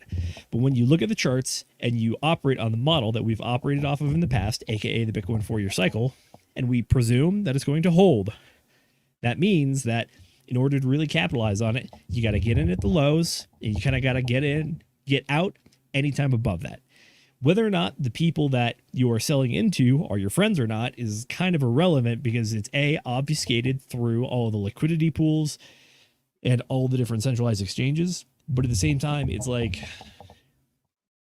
as long as we're not doing the thing that Will alluded to earlier, which is as long as we're not lying to each other and we're not doing it, I hesitate to say that we're not doing it out of malice, because whether or not I maliciously take profits or benevolently take profits, the fact of the matter is I'm still taking profits. The action itself does not change no matter how I feel about it. So when it comes to an asset like Pulse Chain, I think that even within our own community, we have people that approach it from different areas and have different perspectives, which is that there are some folks that very openly and publicly talk about how even at the top of the market, they're not selling more than half of their bags. And then conversely, on the other side of the market, you have people like me who are like, this is an investment. There is a strategy here, and I'm going to maximize gains as much as possible, which means I will be selling a good amount of my bag, if not pretty much all of it, at the top of the market, or where I believe is the top of the market. And I also understand the risk associated with that, because we just had Access on, like, what was that, 2 weeks ago or something? Yep. And he was literally proposing to us the theory about how Bitcoin is going to shift away from a 4-year cycle and just keep going up and to the right. So assuming it could be, depending on who you are, Absolutely. depending on what your strategy is. So like someone like me, I am one of the people that stands the most to lose from that happening, which is that Bitcoin appears, quote unquote, to do that 4-year cycle. And then I say, cool, my top indicators are in, I'm selling, and I'm going to wait to rebuy lower. But guess what? 4-year cycle breaks and it never goes lower. And it's what you're saying, though, to buy back in at higher prices. Yes, that is a different you are going to perspective. be, but you're still taking on more risk, which means you still deserve more rewards or more wrecked because of it. Correct. I got a think thought the when R you're word done, there is Nate. Go exactly ahead. what you said, which is risk. Risk is the key factor and the key differentiator here, which is that by doing what we do and operating in this field, you have to understand that you are assuming a certain amount of risk. And in particular, with the crypto field, even in particular more than that, like the new layer 1 field or altcoin fields, it is even higher, if not the highest amount of risk you can possibly have. So I want to attribute to people the best character I can whenever I can, because it only benefits all of us, which is, I believe a lot of people in this space, if not all of them, are trying to be the best they can be and do good and not be a snake or to scam people or to screw people over. Unfortunately, I have been proven wrong by people like, what was that, the Pulse Latina coin or whatever. Unfortunately, examples like that are the exact opposite of what I'm saying here. But because we all understand that there is risk and probability, and we all have different strategies, timelines, outcomes, goals, and perspectives, it's all going to play differently, and that allows the variance amongst the market so that we can have a plethora of winners and, unfortunately, also a plethora of losers. But chances are they're going to come back, and if they learn their lesson, they will be a winner at some other point. And then just to finish off of this, and then I'm going to send it right over your way, Will. Yes, Sorry, I got a couple. Soapbox complete.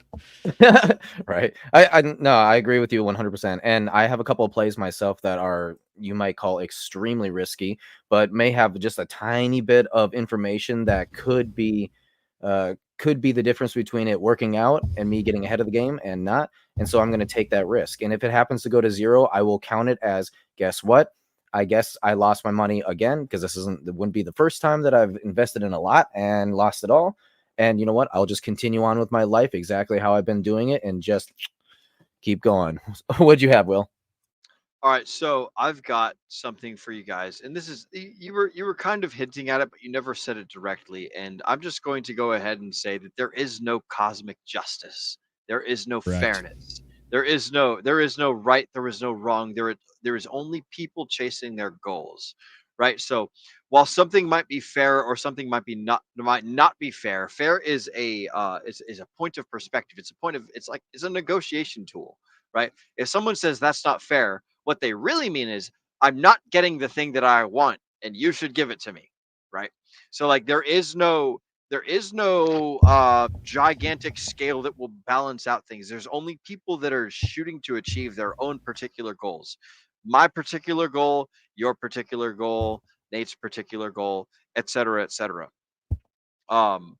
That's true. I want to give Nate a little bit of shine here as well, which is that when he's talking about that true believers in projects should be or will be rewarded, I think he's not entirely wrong in the sense that you can be a believer in a project in the sense that we believe that for very articulable and clear reasons that these projects are the best, they work the best, and they help people the best compared to the rest of the market.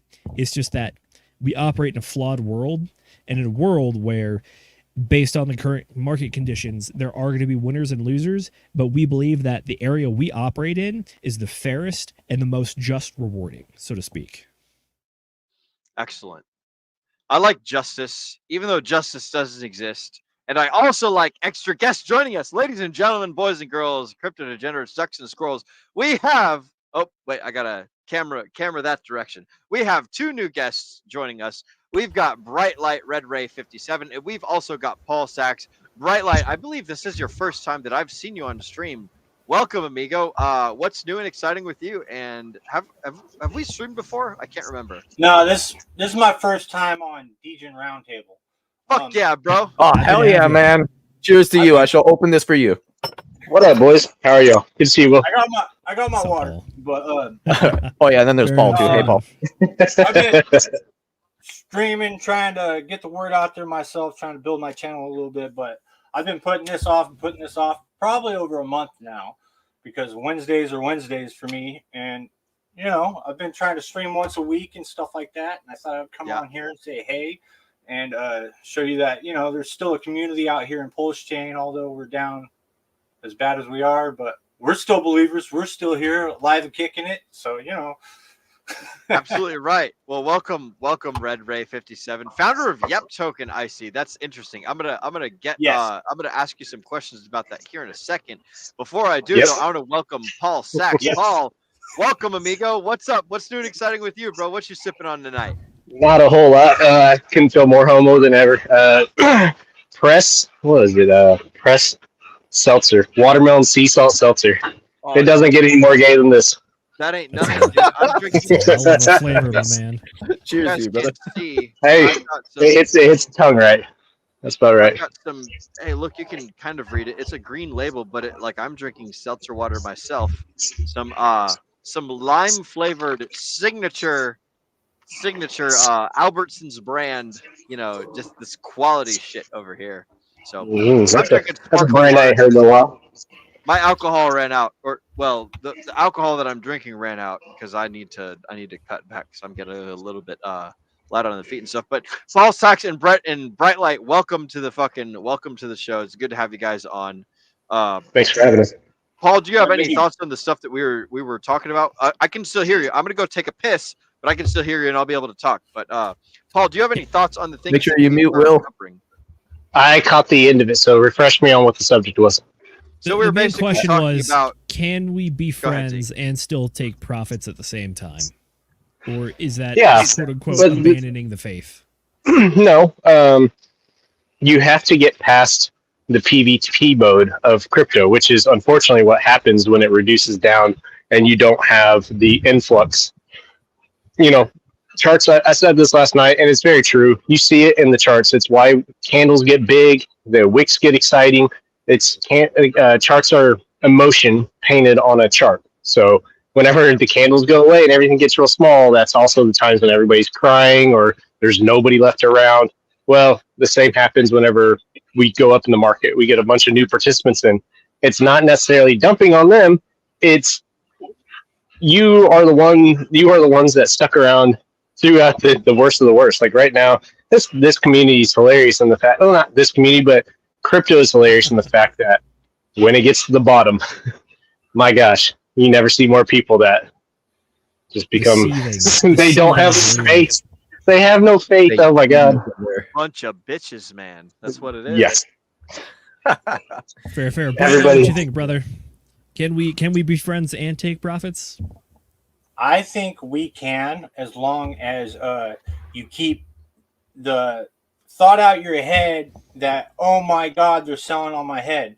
This market is like a machine. It doesn't matter if you're up or down. People are buying and selling no matter what. And who's buying and who's selling shouldn't matter either. I mean, this is a market, like crypto is a market that we're like so connected to each other that we're so worried about people dumping on our heads or buying this coin or that coin and stuff like that. And we all get to talk about it. But like, that's the connection thing, right?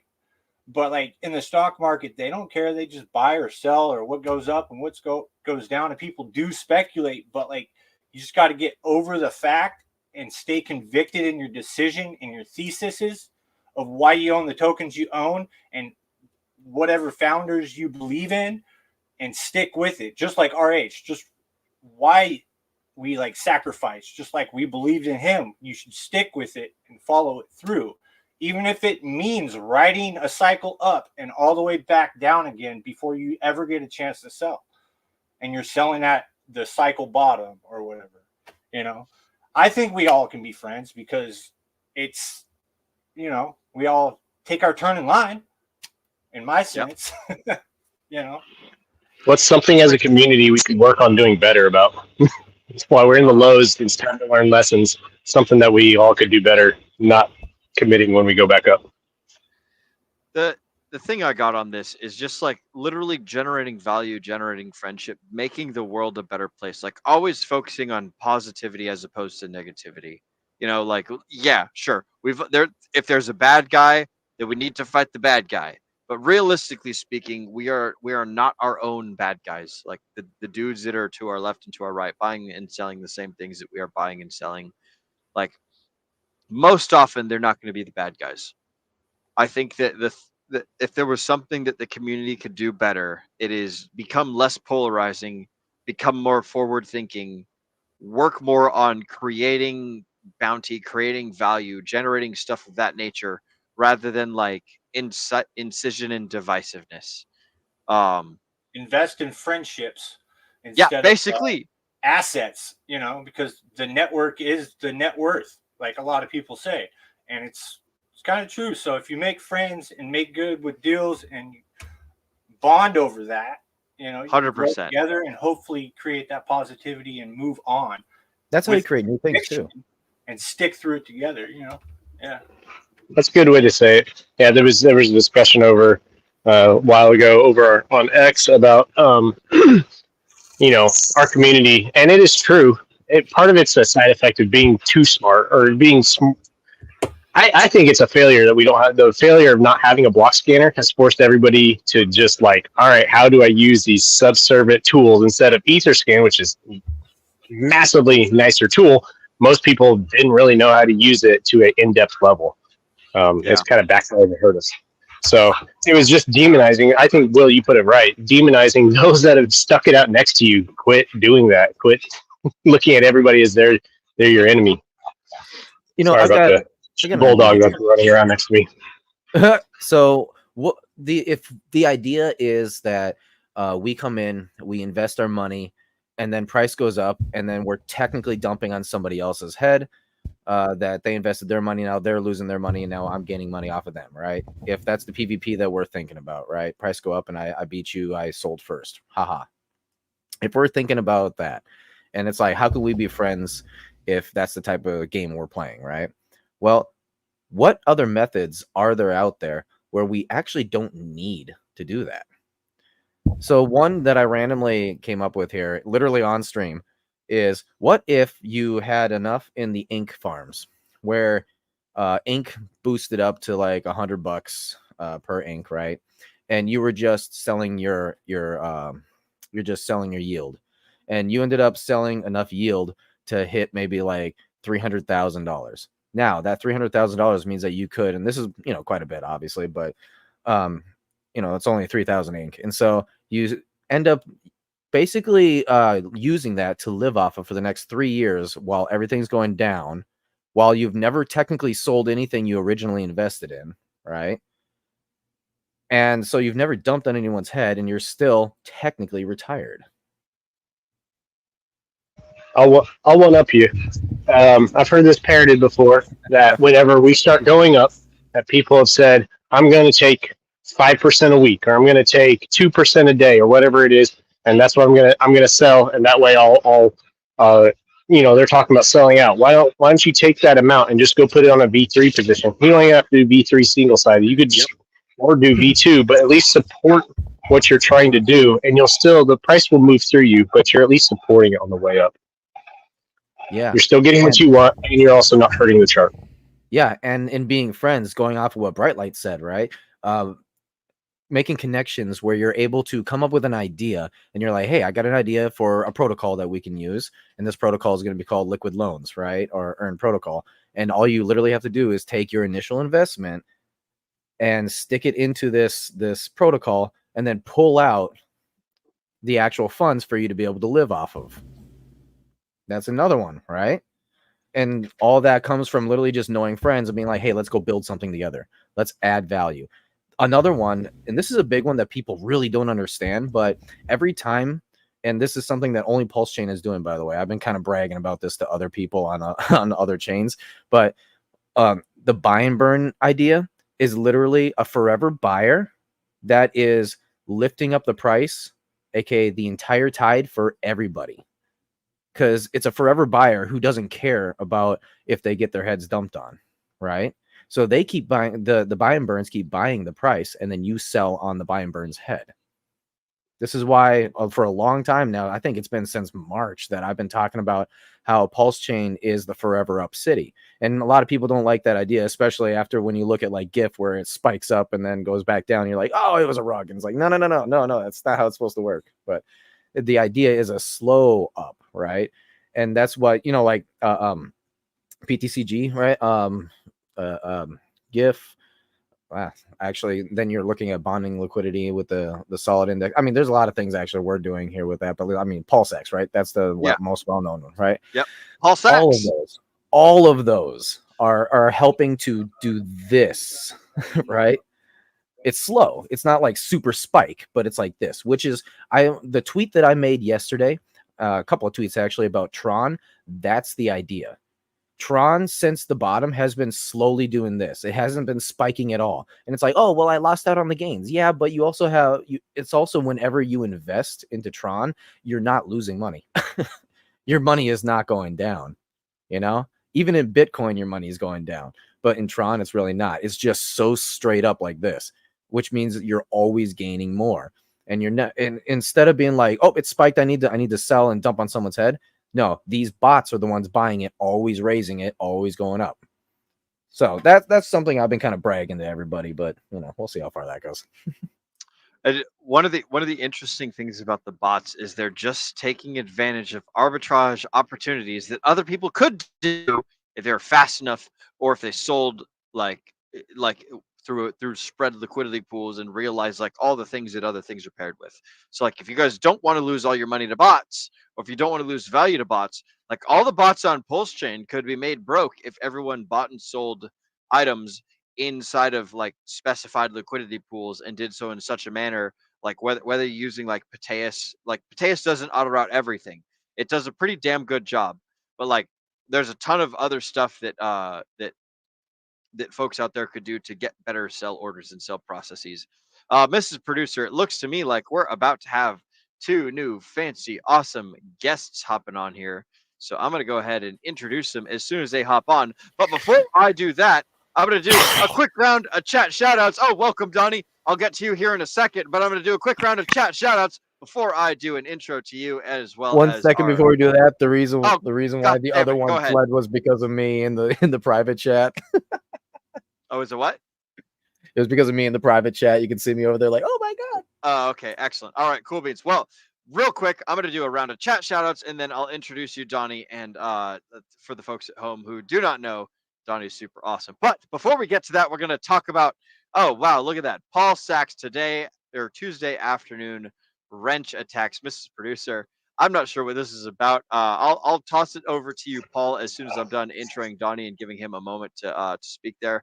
After that, we've got my very own brother, Samuel Stevenson. Smash that like button. He's absolutely right, guys. Go ahead and smash the like button. You don't have to do anything else. Just smash that like. That's the only thing I want you guys to do today.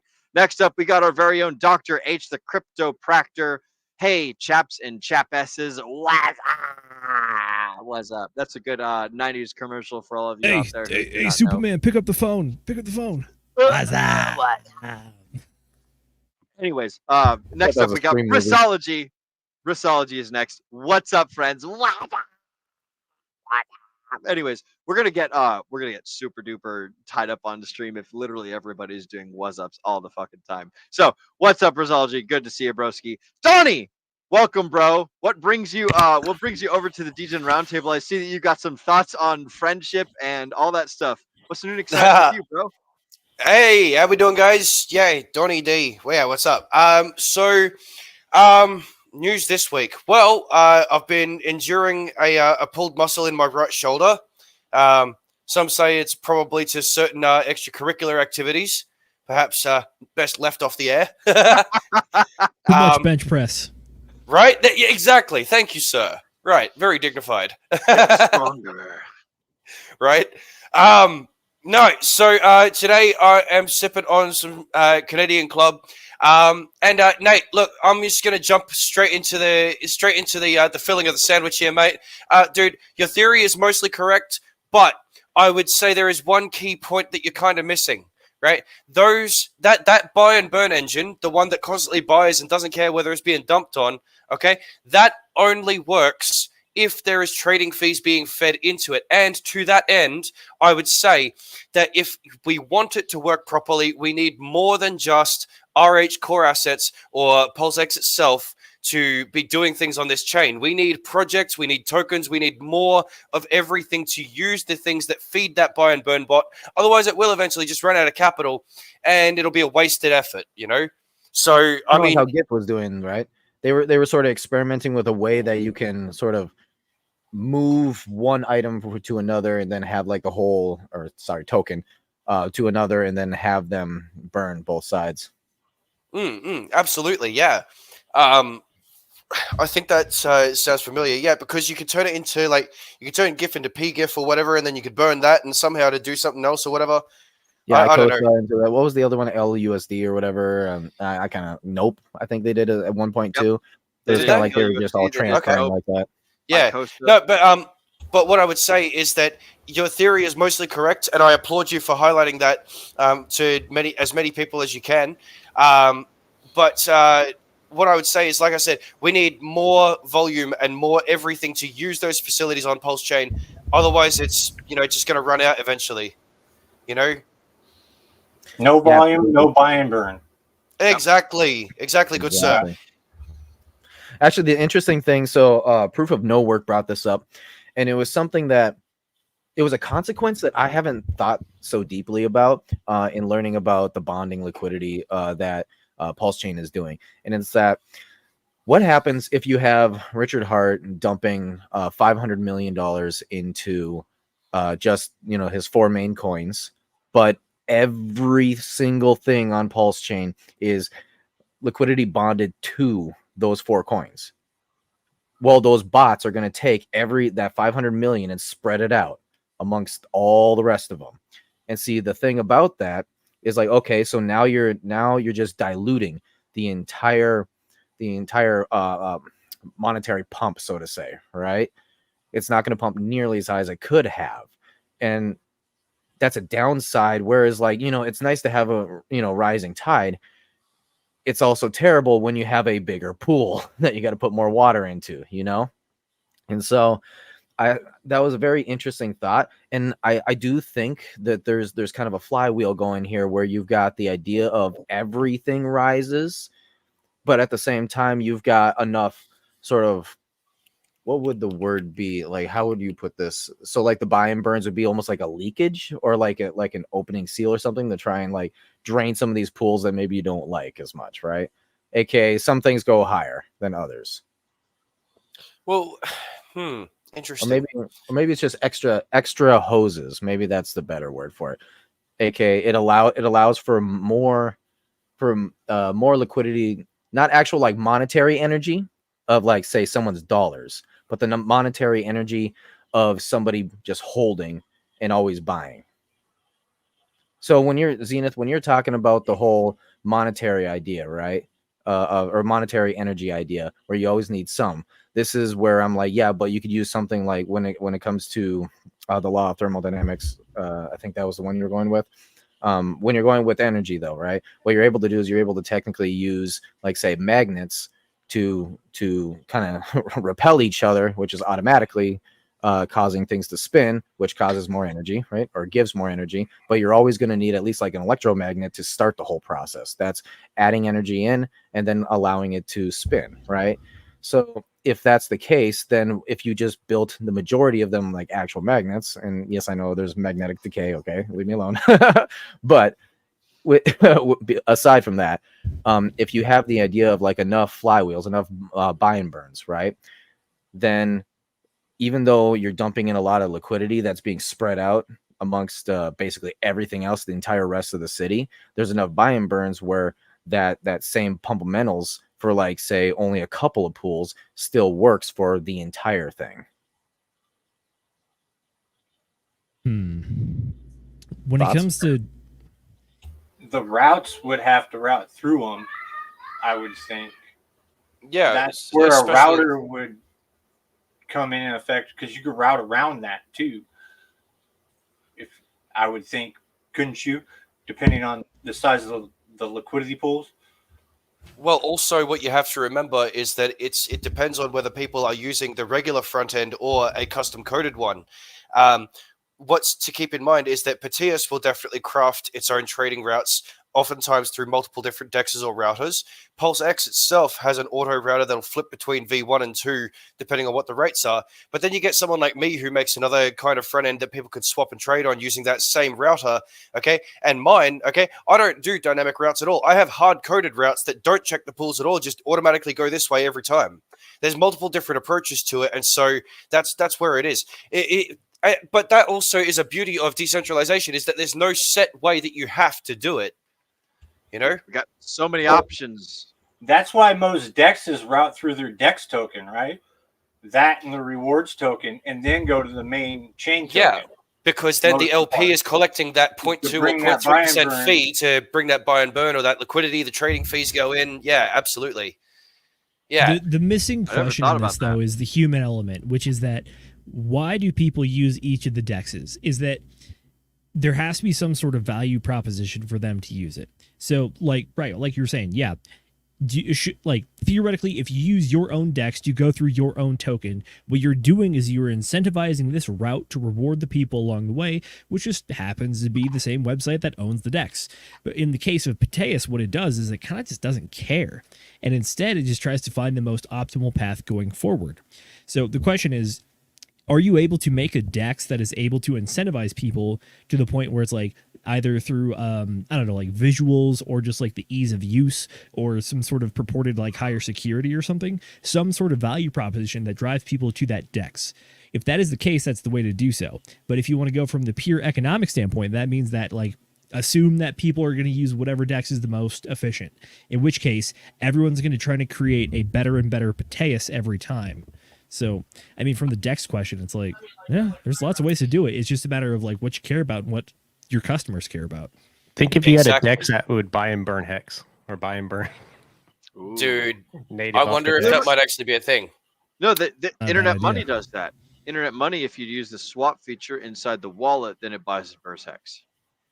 But it's like, yeah, but you have to. Yeah, you have but to use there's the but swap, then there is right? also the 1% fee that you have to eat on every swap in that app as well. Which, Correct. don't get me wrong, is definitely like, you know, there is certain justification for the fee to be applied. I mean, you know, they're providing a service, they've got backends, they're also routing your trades, etc. They're a business, they need to make money, right? But Who was saying it? Zenith. Yeah, you were absolutely right. Like there needs to be a reason for people to use the decks. You know, what makes it better than the others?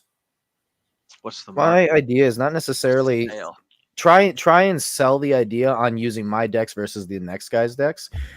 Instead of that, as a city, you could have a central point. Now, generally speaking, when you have some city, it doesn't necessarily need to be a huge city. It could just be a town.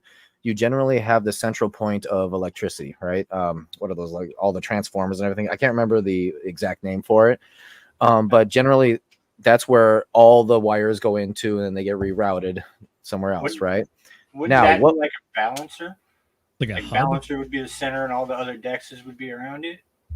possibly Some sort of hub, Actually, like yes. James was saying? Technically speaking, that would be most accurate because balancer, while it does route the trades, you are able to create your own quote-unquote pathways and various quantities of tokens that will alter your fee outcome in that pool as well. what I think is you could just like throw everybody's supply of coins into balancer and just bond them all together. Oh yeah. You know. Yeah. But that also Technically, wouldn't work. Tokenomically, that wouldn't be wise, but you know. Yeah. I think what there needs to be is there needs to be a round table where Hey! all the routes go Done. through and get directed into into the liquidity pools that are actually the best possible, the most efficient routes. And then Well, there you go. Patias was almost there, but then there was a certain upstart meme community within the borders of Pulse Chain that decided to up and have a bitch about the amount of fees they were making. And our trades aren't getting routed properly. You're making too many fees. Where? Fucking, we were almost fucking there, and one upstart community fucked it on us. Well, maybe we need to make a new type of I potato. still use Pateus. I do too. I Yep, think I do Patias too. is great. I do like him. Pateus will they don't route they don't Petus. route orders for Is it Piteous? Hell. Legion Roundtable token. Quite Potato yet. patata. It's Yep. French. It's Peugeot. Oh, okay. What? Piney Oh ass. God, no. Oh. I'm just fucking with you, Donnie. I do like Pateus a whole lot more. I don't know if the company exists over in the States, but okay, so there's this insurance company over here that ran an ad, right, where this woman was singing Bouget rather than budget. Oh my god. Like the I know, Rover right? company. Oh man. Oh no, insurance company. Oh, okay. Hey, Yeah. bro, Donnie, they tricked you. They got you to talk about it. That's free advertising, bro. Shut They the. got I you. didn't They got you, say the dog. name though. I didn't say the name though. So you go That's look true. for it. Go on. That's true. All right, you know what? Good job true. with your risk diode there. Real Go ahead, quick. Z. Donnie, you dropped what I thought was some good knowledge in the private chat. I know we've strayed a little bit from the point, which the original question was: Can in Pulse Chain we all be friends but still take profits at the same time and not feel bad about dumping on each other's heads? You had two really good comments in the private chat. I'm going to share if you don't mind. Yeah, go ahead. All right, so from Donnie D, we have, you can still be friends because what you ought to do is celebrate the free market that makes you win sometimes and your friend other times. And to follow it up, to be bitter with your friend because they got out before you is to diss the free market. And once the free market's gone, nobody gets to make any winning plays. Pretty That's much. beautiful. Yeah. I like that. Once the ride is ruined, no one else can ride on it. So it's like this is Roller all coaster part of. broken. Yep. 100%, man. It's all part of the big huge picture, both the parts that we like and the parts that we dislike.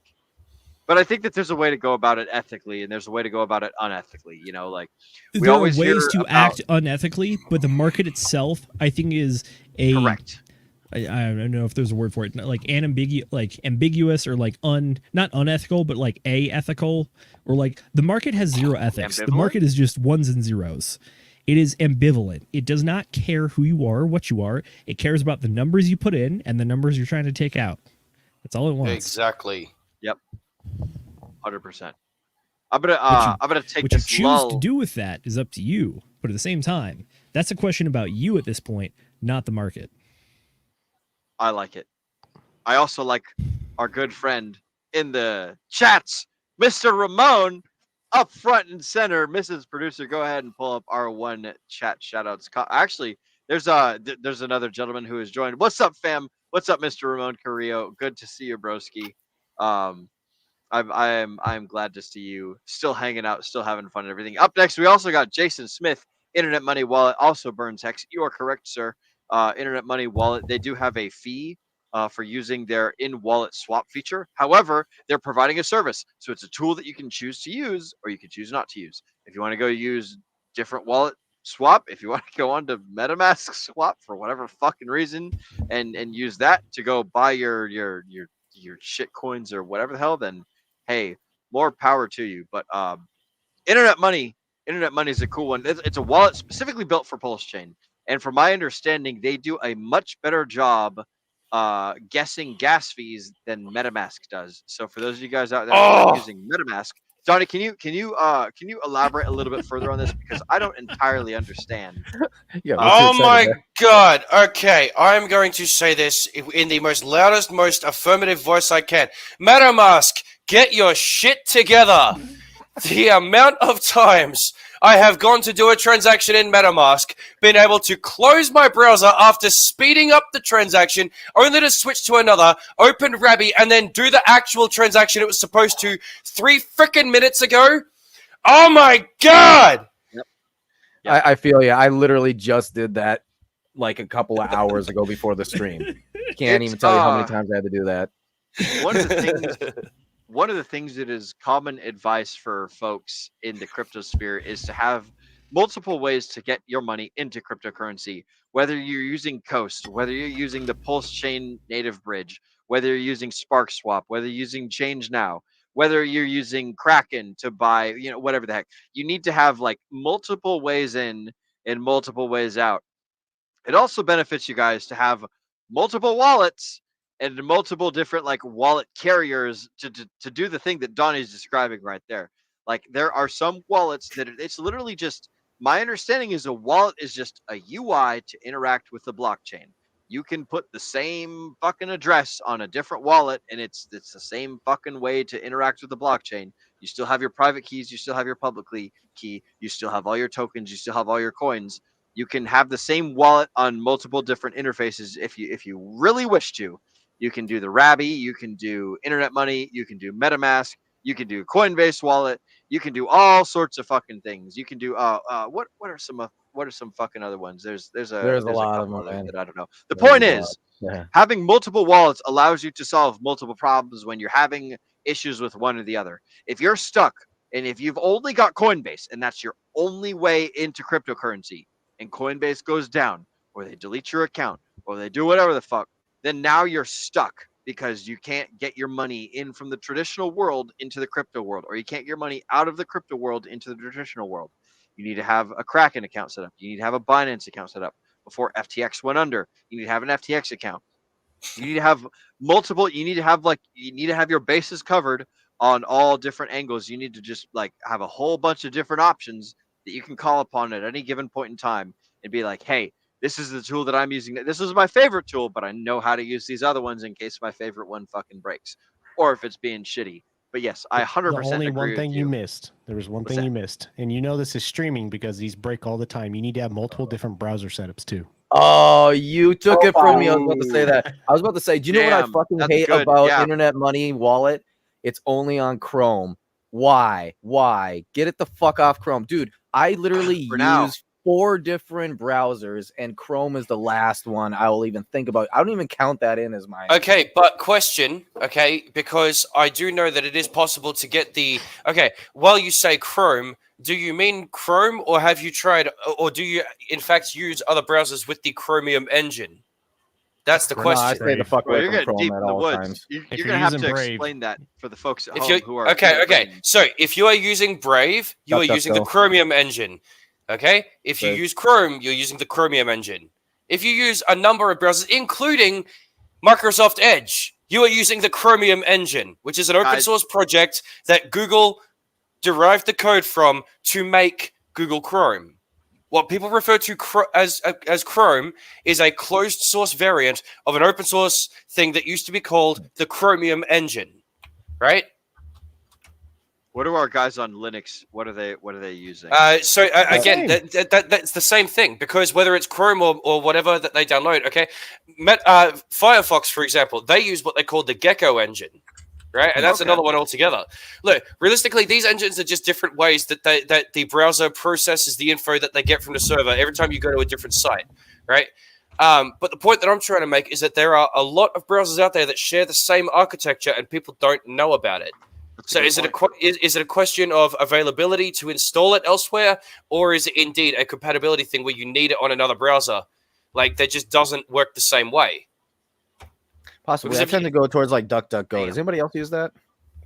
I used to use it till I found out. DuckDuckGo is a search engine, not a browser. Do you have a choice between Ask Jeeves and DuckDuckGo? Is that? Have you guys heard of That's search engines, not browser. That's search engines, not browser engines. Chrome was Totally different. the actual engine itself. Have you guys used the Kiwi browser? Like like the Fruit Kiwi browser? Oh, I've never heard of it. I will say that, like, while you guys were talking about this, my my ad block thing just opened up a new tab for me. And it's like, just so you know, ad block's been updated. And I was like, motherfucker, like, what good timing. Like, anyways, what's the Kiwi browser, Brightlight? The Kiwi browser, like, I used it when I used to use hot wallets. I don't use hot wallets anymore. I only use hardware wallets. But the Kiwi browser made it to where you can put you can download it on your phone. You can put extensions on your phone in the browser, like a MetaMask extension, a Rabby extension, anything like that, and you can add wallets like that. And that's how I used that. I don't know if it's Chromium or anything like that. I haven't do too much, but I believe it's like right off the back of Brave. All right. Kind of thing. So that's as much as I know about it. I used it in the past. I don't use it Chromium all that much, but it's like I go to that last if I need. But yeah. Kiwi also uses a combination of Chromium and WebKit. Okay. All right, same family. It sounds like then. Yeah. It's kind of cool. So it sounds like I was a little mixed up then. So Google itself is a search engine, and then Chrome is the actual So Google is the search engine. Chrome is the browser that they made. Chromium is the engine that they used to make their browser. But Chromium is also the engine that many others use to make their browser. Brave, Kiwi, etc. Chromium's just the open source project it's all built on top of. Exactly. So that's why they're Thank all you, forking Paul. it. Yes. Thank you, Paul. Yes. Exactly. Fair enough. Just a brand change. Yeah, exactly. Fresh. Look, it's like most dApps on like any given chain. Fresh coat of paint, different name. Sweet, something new. Yeah, basically. Look at that. Yeah, that's a lot of projects that get ported to new chains. That's for sure. The rare chance we have somebody that's unfamiliar with what we're talking about. The reason why you have all these different routes, especially with browsers or different wallets in different browsers, is some dApps in Web3 don't like to play nice.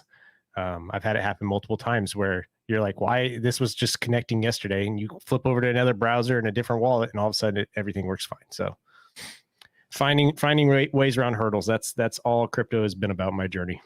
Oh man, for true. That Gentlemen, if you don't mind, with VPN. There you go. Gentlemen, if you don't mind, I did want to do a slight transition and give a bit of a shine to one of the guys on the panel. So, Bright Lights, you mentioned you started streaming recently. Well, Yeah. Can you give us a little history? What do you like to talk about, and how long you been streaming for? I've been streaming probably for a few months now, I think. I've only been doing it once a week, every Wednesday, usually right after you guys. But been trying to get the feel for it, get comfortable with it a little bit, because I still get nervous to this day. It's weird. But no, I get that. I just started streaming, just try to get the word out, try to bring some positivity, some hope, show people some conviction that we can still make this no matter your back size or anything. And the more people that would come out and show support for Pulse Chain in particular, it would show some strength, and hopefully we have some like different streamers that aren't so like attacking or, you know, but also are in the community. Maybe they're more approachable, they're more, I don't know, whatever you want to put, you know, just some nice, agreeable folks. Yeah, there you go. I like it. Excellent. That's one reason. And the second reason is because I launched Yep Token out of No Permissions, Randy Hilarski's group. And, you know, if you launch a token, I think you should stream, you should market the chain, you know, you should try to bring attention with that token to the chain so people find the chain and find out the benefits of Pulse Chain and how decentralized it is, things like that, you know, instead of using Solana or Base, how centralized that is, and it gets shut down just like Kronos does. Many other chains do get overloaded and stuff like that. So, yeah. So it sounds like you're kind of following Richard Hart's sort of path where, you know, come out with the coin, do a whole lot of streaming, things like that, right? Yeah, that's one reason why I kind of like launched it first and then started streaming it. It's like, why build a community and then just like launch a coin? You know, it's like, might as well launch a coin, see how it goes, learn everything, get the knowledge from doing that, and then stream it and just try to help adoption, I guess. And plus, I wanted to hand it out to locals around here and give them the coin with the internet money wallet and try to get them to learn about DeFi that way too. So I give them some Yep token and some Pulse, and then I'm trying to get them to go into Fux and to Fux and try to incentivize them that way so they learn the LP game and not worry about impermanent loss and stuff, you know, because it's free money. Play with it for, you know, give them that access and get them in, and then hopefully they can start asking questions and get interested that way and go, wait, okay, I'm actually making money. What is this thing all about? You know? Yeah, generally But that's a lot harder than. No, man, you're doing a good job. Like you're trying to get out there. You're trying to help people. You're trying to teach people. I know, like, say Access, right? Access, he likes to use his coin as sort of a teaching tool, right? And it kind of sounds like that's almost something that you're trying to do, be able to teach people, you know, be like, did you get it? And be like, yep. So because of that, like, I'm a little bit curious. So when it comes to the idea of, like, you know, LPing, farming and all that, right? How is it that you teach people about the fact that when you pair two coins together, there could be a good chance that you could lose one, right? Like all that impermanent loss and everything. Like how do you get people to grasp that idea? I got you. How are you getting it in their head that even though they might see the dollar number go up, they see their coin number go down and they're okay with it? I tell them to focus on the US dollar amount and how much yield you're getting out of it at first. And then if they start asking questions, why am I losing coins on this side and that side? Then you explain to them, well, that's called this token's gaining more in price and you're getting more of the less valuable token on the other side there because that token's not keeping up with this token and impermanent loss. And it's kind of like a wave. And I want them to focus on the US dollar amount and the yield because as the market moves up, it'll move up. Yeah, they won't get the greatest of gains. They won't get the 100Xs, the 200Xs, 1000Xs, whatever. But they could in the long run, as long as they held it and forgot about it, staked it until they made it kind of thing, you know? Yeah, that's like single-sided staking, right? And you teach them about that as well? Yeah, I haven't really told them too much about the DEX tokens and like BBC and what you can do with that yet because, you know, to each their own. It's hard enough to get them to want to watch my videos and do it. And walking them through while I'm at work or whatnot is another hurdle. And then 80% of the people at my work think it's all a freaking scam. You know what I mean? Any of it. I know a little bit. If you ever listen to, I believe his name's the Grays 369. He's the founder of Coach. PT now founder of PT. Coach is co-founder. Yeah. Yes. If you listen to him talk about you're here for the multiple X's, not so much for the mere gains you're going to get off liquidity. So granted, you're going to suffer some impermanent loss, but you need to be here for the X's. That's where you'll see the dollar value go up. I would teach it more along that is the price ascension will go up way more than the impermanent will offset the impermanent loss.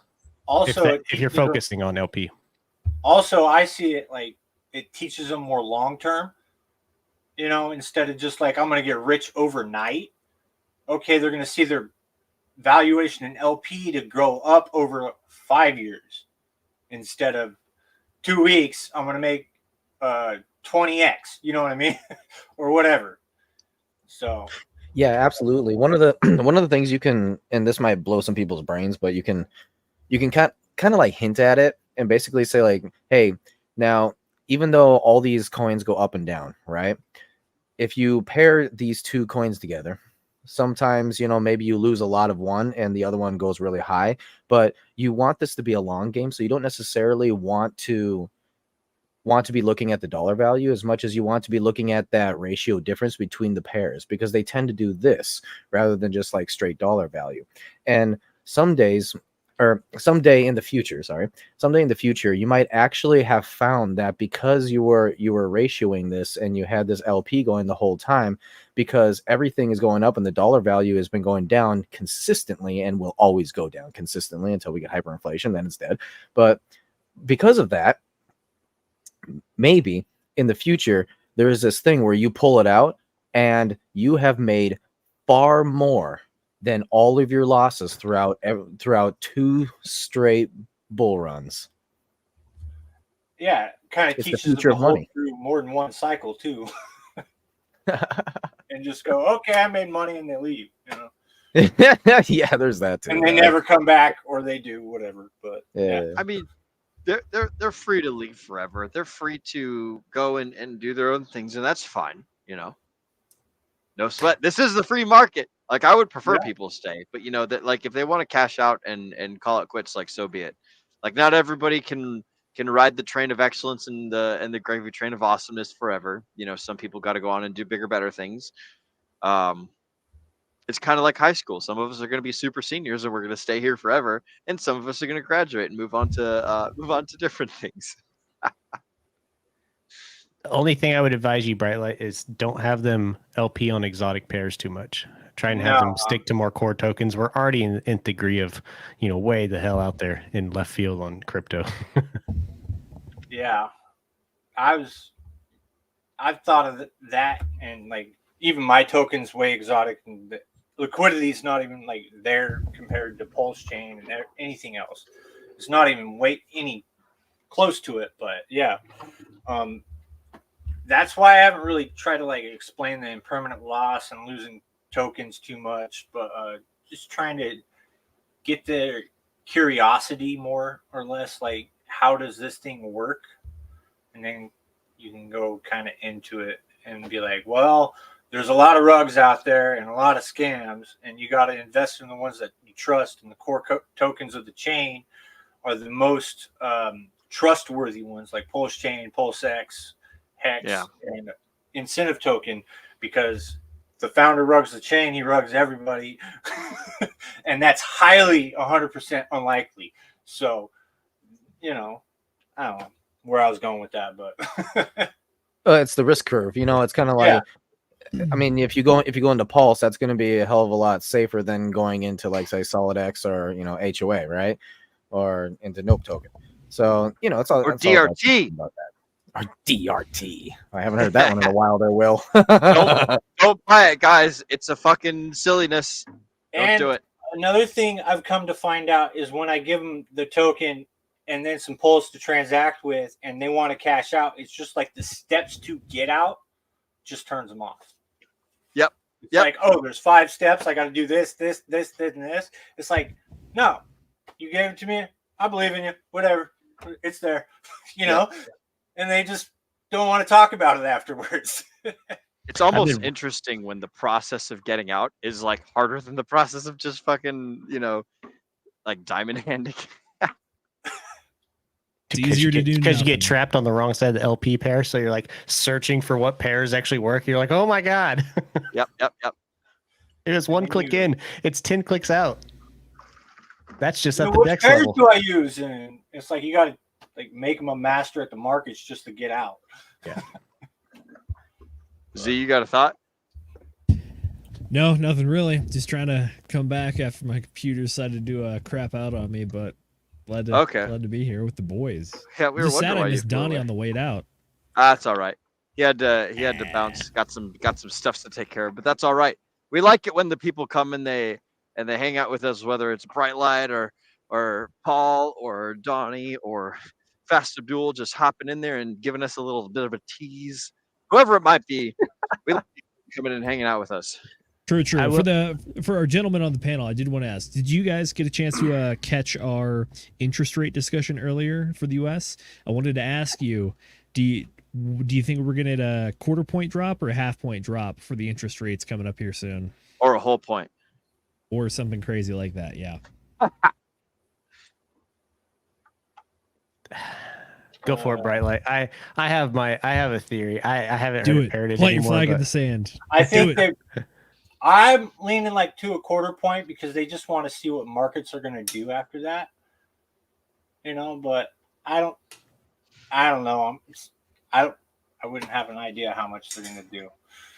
Fair enough. They could put it off a whole nother month, On the wait last till discussion, October or November, the election month, who knows, but on the last discussion, if anybody wants the standard of literally what the standard to get into anything should be, go to privacy.com. They're basically their one-time use digital credit cards. It is the most effortless, painless onboarding process I've ever seen in my life. It probably takes about 2 to 3 minutes tops to set up. That is the standard for building onboarding stuff. What did Outside you of that, say it is? Privacy.com. Privacy.com. Yes. Okay. So outside, I use it to, like, if I'm buying a vendor or something, I don't want them to, potentially have like my debit card or my credit card and leak that information. They can have a one-time use credit card. Are we able to share your screen? Could you bring us there or like put the link in there? You know how this stuff works. Privacy.com, and next thing you know, you get a million. Privacy.com. I'm dropping it in the chat right now. Are you certain that's the one, Will? Yep, it just pulled up in my browser history. There it is. So it looks like this is one of the things where you can sign up for all the free trials, and then like they don't charge you afterwards, right? Yeah, it sounds like they go to charge you afterwards and they decline it. Let me go to my password manager real quick and make sure that the website's right. This is interesting. And that's it. Privacy.com. Yep. This kind of sounds like condom wallets for your credit card, which is pretty Exactly. cool. That's a perfect way to put it. That's it. So besides what the product actually is, the process is ridiculously easy on a PC. I don't know about cell phone, but on a PC to get in. And I've actually had a couple other people try it and say, holy crap, that's crazy how fast and easy that was. So I am bookmarking that. As far as your question about the interest rates. So July 13th, Trump was supposed to be no longer here. That was going to be that was going to be the most that was going to be the most notorious event ever televised. Before that, we had 9/11. Before that, we had what everybody saw later on was Pearl Harbor. So, and within 6 months after 9/11, you go down the rabbit hole of, oh my gosh, we're in war. I don't know if that's where we're heading, but if you're going into a wartime economy, what do your interest rates normally do? That's just looking at the past. That's where I would put us at. I actually don't know. When going into a wartime economy, what do the interest rates do? I don't know. I don't know. I had the correlation hit me the other day, and I was like, yeah. That's a thought. That's definitely a thought. By February 2002 or March 2002, we were, boots on the ground in Iraq. Okay, so no. Think about this. What is it that typically happens when there's a changing world order? It's typically violent. It's Well, typically everything is- kinetic. Everything is wrecked. Well, you never change borders, and you never change currency without blood without blood being spilled. So Yes. So Yep. traditionally, I just typed in that's not interest rates during Desert Storm, and just down here it says people also ask, do interest rates go up or down during a war? And it says war spending has been funded almost entirely through debt, which increases the debt to GDP ratio and the interest rate. So money that printer means they go would go burr. up. That's what you just said there. Money printer go burr. Yeah. Yeah, so I guess to break it down a little bit further from that. So theoretically, let's go with like the war bond scenario, which is that the government needs money to wage war and pay for everything and pay for the people doing it. In order to do so, what do? Theoretically, you can inflate the money supply. How do you do that? You sell bonds.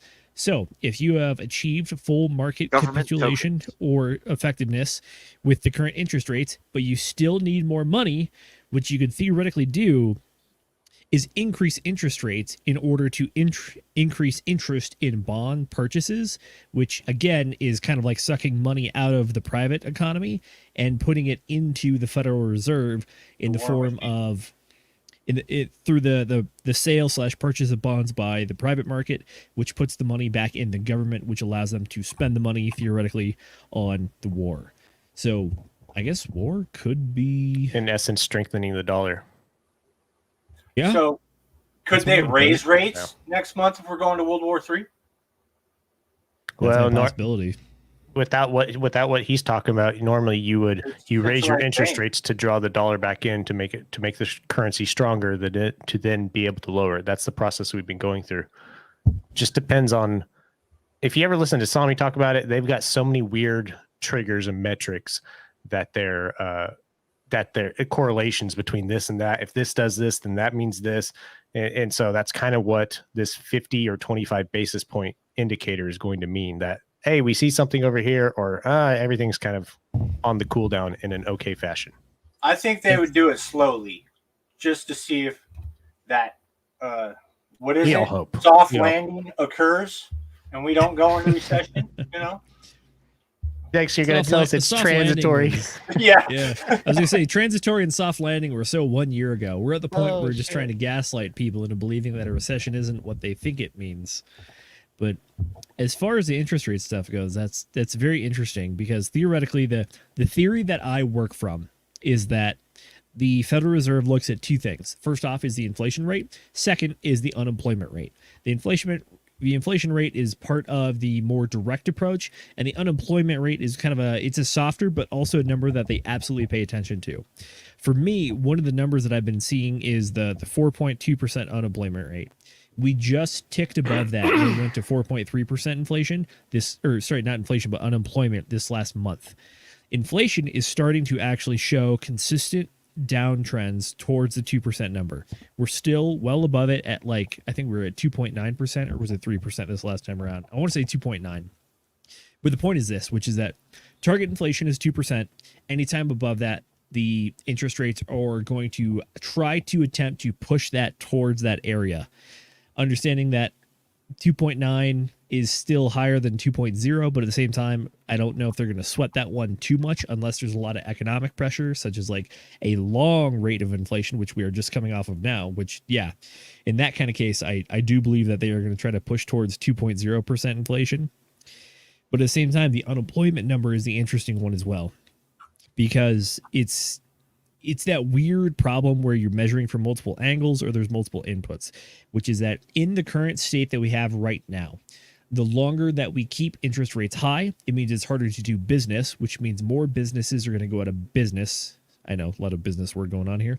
But the point is that because businesses are closing their doors, it means more people are being unemployed, which means that if we hold high interest rates for a long amount of time, unemployment number is going to rise to the point in which they find it unacceptable, and in which case interest rates are going to lower in order to find that equilibrium again, to see where the jobs market is. But when you introduce the scenario of a potential war, what that does is it creates outsized demand in the sense of military necessity and military production, which is that you might be shifting up on the demand curve for your supply and demand kind of curve, or you could just be altering your demand curve entirely, which means that because you now have a new need for military production and military service, that means that your unemployment is going to be artificially suppressed just due to the necessity to meet the demand on that sort of scale.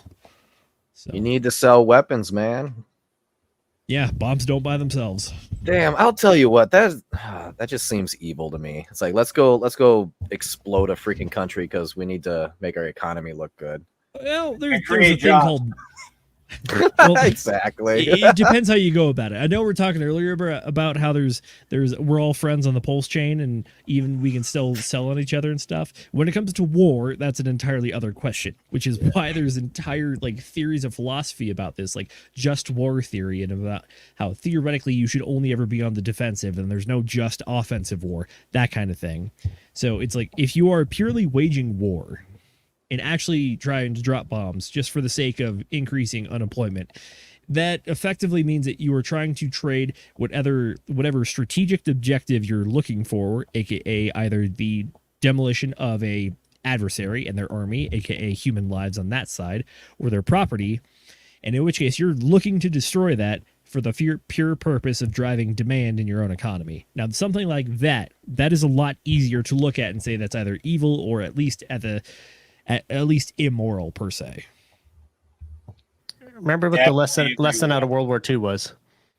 That economies are part of war, and that's your goal. Unfortunately, as your the adversary is breaking your opponent's economy, the ability to wage war. True. I mean, it's one of the things is that not trying to tout the good old USA horn here too much, even though I love doing so, which is that specifically in World War II, one of the ways that the U.S. was able to wage war effectively was that a lot of the other allied nations say that the U.S. pretty much brought their production line with them and their supply lines as well, which is that the ability to wage war requires a constant influx of supply and resources. So if you're able to, leverage your economy to do just that, and then also bring all of the necessary support chains with it, then you're going to be effective. So if you either cripple the support chains or you cripple the economy, then yeah, you limit the fighting force of your adversaries. Good stuff. Have you ever looked at the number of fighter aircraft we have, especially that's active right now, compared to support cargo aircraft we have? And then you go look at a nation like China, and you're like, oh, China's got a bigger navy than us. Go look at what China has for cargo aircraft. Yes, China and Russia may tout they have tons of fighter aircraft, but go look at their cargo aircraft, and you go, oh my God, that's actually United States special power. Yeah, special power. What? What is it? 617 C-130s? No, not C-130. C-17. It's not just that, the but big there's boys. Yes. There's also government contracts with civilian mariners to be part of the NAVC program, so that theoretically in wartime, there's a good chunk of the civilian economy that already has contracts with the U.S. government to help provide specific support and aid for U.S. forces. Not necessarily turn your oil tanker into a destroyer or anything, but be like, hey, we have a contract with you. Just if this happens, we're going to need oil. Can you deliver oil to us in these areas? Yeah, for sure, man. You got it. Just pay me in advance. That's wild. Yeah. It's effectively a reserve component of a civilian force, such as an established industry like shipping and maritime. That makes sense. Hey, we already work off a debt system. Why not just add a Lend-Lease in there and strap everybody else for another 10 years, right? Well, it would be Lend-Lease unless you're actually telling these people to actively prepare, maintain certifications and training, and as a result, we will sprinkle you with money just for being ready. And then in case anything actually does hit, then yeah, the contracts with the big money come, and then you're already locked in. At the same time, though, the government is going to print money to meet the demand of the new contracts. But hey, if you're part of the game, it's a good game. If you're not, that's free. That's free liquidity in my opinion. It's going to go straight in the markets, which is going to go straight into crypto, which is going to straight pump my bags. All just to go buy yourself a General Motors M1 carbine from 1943. Yep. Oh god, Yep. have you seen the old advertisements for buying like a grease gun from the I know it was not Home Depot. I think it was like the Sears catalog at the time or something. Yeah, it was a paper catalog. The stuff you used to be able to buy in the 50s and 60s was just wild. And that's another rabbit hole. Well made too, by the way. That shit lasted forever, dude. True. Alrighty, Will, I think we are running towards the end of the show. I know we're already 2.5 hours into it. By the way, Bright Lights, I do apologize because if you try to time your show after our show, we are probably just making it hell for you because I think like it was either last week or the week before that we went for like 3.5 hours and it just kept going. I usually start about 9, sometimes 9:30, sometimes, but now I'm gonna try to do it around 8 o'clock. Hopefully. Are you in Central Time or Mountain Time? I'm Pacific Standard. Oh, Pacific. Okay. Oh, okay. All right. Yeah. Easy day then. Yeah. Okay. Yeah. Well, cool. Well, hey, listen, guys. As we start the wrap up process, do you guys have anything that you guys want to shout out or anything that you got coming up in the near future? Yeah, so I'll go ahead and start this one off, and then I'll pass on to Z, and then we'll go to our guests. So yeah. I gotta go grab it actually real quick. But yeah, go ahead and follow me on my tweeters because I am going through as much info as I possibly can, putting it out there for you. Also, while I'm on there, a lot of things end up popping up that I'm like, whoa, okay, that's important for people to know. Not necessarily, making a whole 2-hour show all about, right? But it's enough to like read about it and say, hey, that's some information. That's a little bit of information that I needed. So yes, go ahead and follow me at The Ascending Man. I am Nate McGettit with the Degen Roundtable. You guys are awesome for watching, sticking with us this whole time. You guys are awesome for sitting up here with us and chatting away, right? But I do want to say that on my Twitter, I'm going to be going through, let's just say what I consider to be the best leverage on Pulse Chain for this cycle. This is based on a lot of different theories that I've been kind of building throughout the months here. And I'm going to be basically having several tweets that are dedicated to exactly why I think these are going to be the tokens to get into rather than just kind of going off of whatever. These are the new tokens, blah, blah, blah. But look forward to that. Obviously, that's going to be just a little bit of many different things I got going on. However, I shall pass it on to my partner over here, Zenith. What is going on? Also, that was a great freaking commercial. That Yes, we will be playing the commercial again right as we close. Mrs. Producer, I will be sure to give you live instructions as we are doing it. But Z, what you got going on in the near future, bro? Oh, ladies and gentlemen, I hope you enjoy that because there's more to come. I have like potentially 3 more commercials in the work after I did my day of filming on the golf course where I was literally in the bushes doing costume changes like a weirdo. But that's neither here nor there. You can find me on Twitter and Instagram at ZenithDI. Other than that, we got book club coming up this Friday with Mr. Will Stevenson hosting. We are doing the Toyota Way. That is going to be at 8 p.m. Eastern Time. And we have the Sunday show, our flagship show, talking about all the crypto and macroeconomic news and ongoings at 8 p.m. Eastern Time as well. So join us then. And then after that, I believe we are looking to have a special guest next Wednesday. Don't want to announce it just yet before we get confirmation, but we're doing special guest next Wednesday, so stay tuned for that. Other than that, guys, thank you so much for showing up, and thank these 2 fine gentlemen. So I'm going to pass it over to Mr. Bright Lights. What you got going on, my man? Where can people just find before you? you do that, I did want to correct one thing, Zenith. We do have confirmation. Oh, we do? Hit it. But let's go ahead and maybe wait till Sunday for the actual announcement. Ooh, okay, we'll announce it on Sunday. All right, excellent. We're confirmed. Mr. Brightlight, where can the folks find you and what kind of stuff you got going on in the near future in the pipeline? Well, you can find me at Brightlight57 at RedRay57 on Twitter. You can go to yeponpulse.com to find everything there too. That's my token website. And I've been building the Greeble Index over on 2Fucks and Fucks. If you held 100K NOPE or above, or 69,420 HOA and above, back in January, February-ish, you got an airdrop of YEP, so you can go provide liquidity or do whatever you want with it. And yeah, that's basically what I got going on, and just trying to get the word out and get this Camel Clan thing going, man. Hell yeah! Shout out to bro. Camel Clan for real. I do Shout want to out to say, you Pat. said the agreeable index, right? Yes. Yes, the agreeable index. Now I've seen that on Fucks and 2Fucks, and it is fantastic. It is a really good APR with it. It's one of those first ones that you look at, like for someone like me who likes building money printers. I'm like, hey, what's that one? And then I actually legit go through and check out the tokens in it. So yeah, if you guys have it, definitely look it up. All right. That's where you Nice. find. All right. Go for it. Awesome. Thank you, Mr. Brightlight, for joining us today. And I've got ahead and dropped your Twitter in the chats over there. Mr. Paul Sachs, what have you got coming up in the near pipeline, and where can the folks find you? Not a whole lot. A little bit of alpha. Just keep an eye on SolidX. All right. Yep. Excelente. I like that. I like it. All right.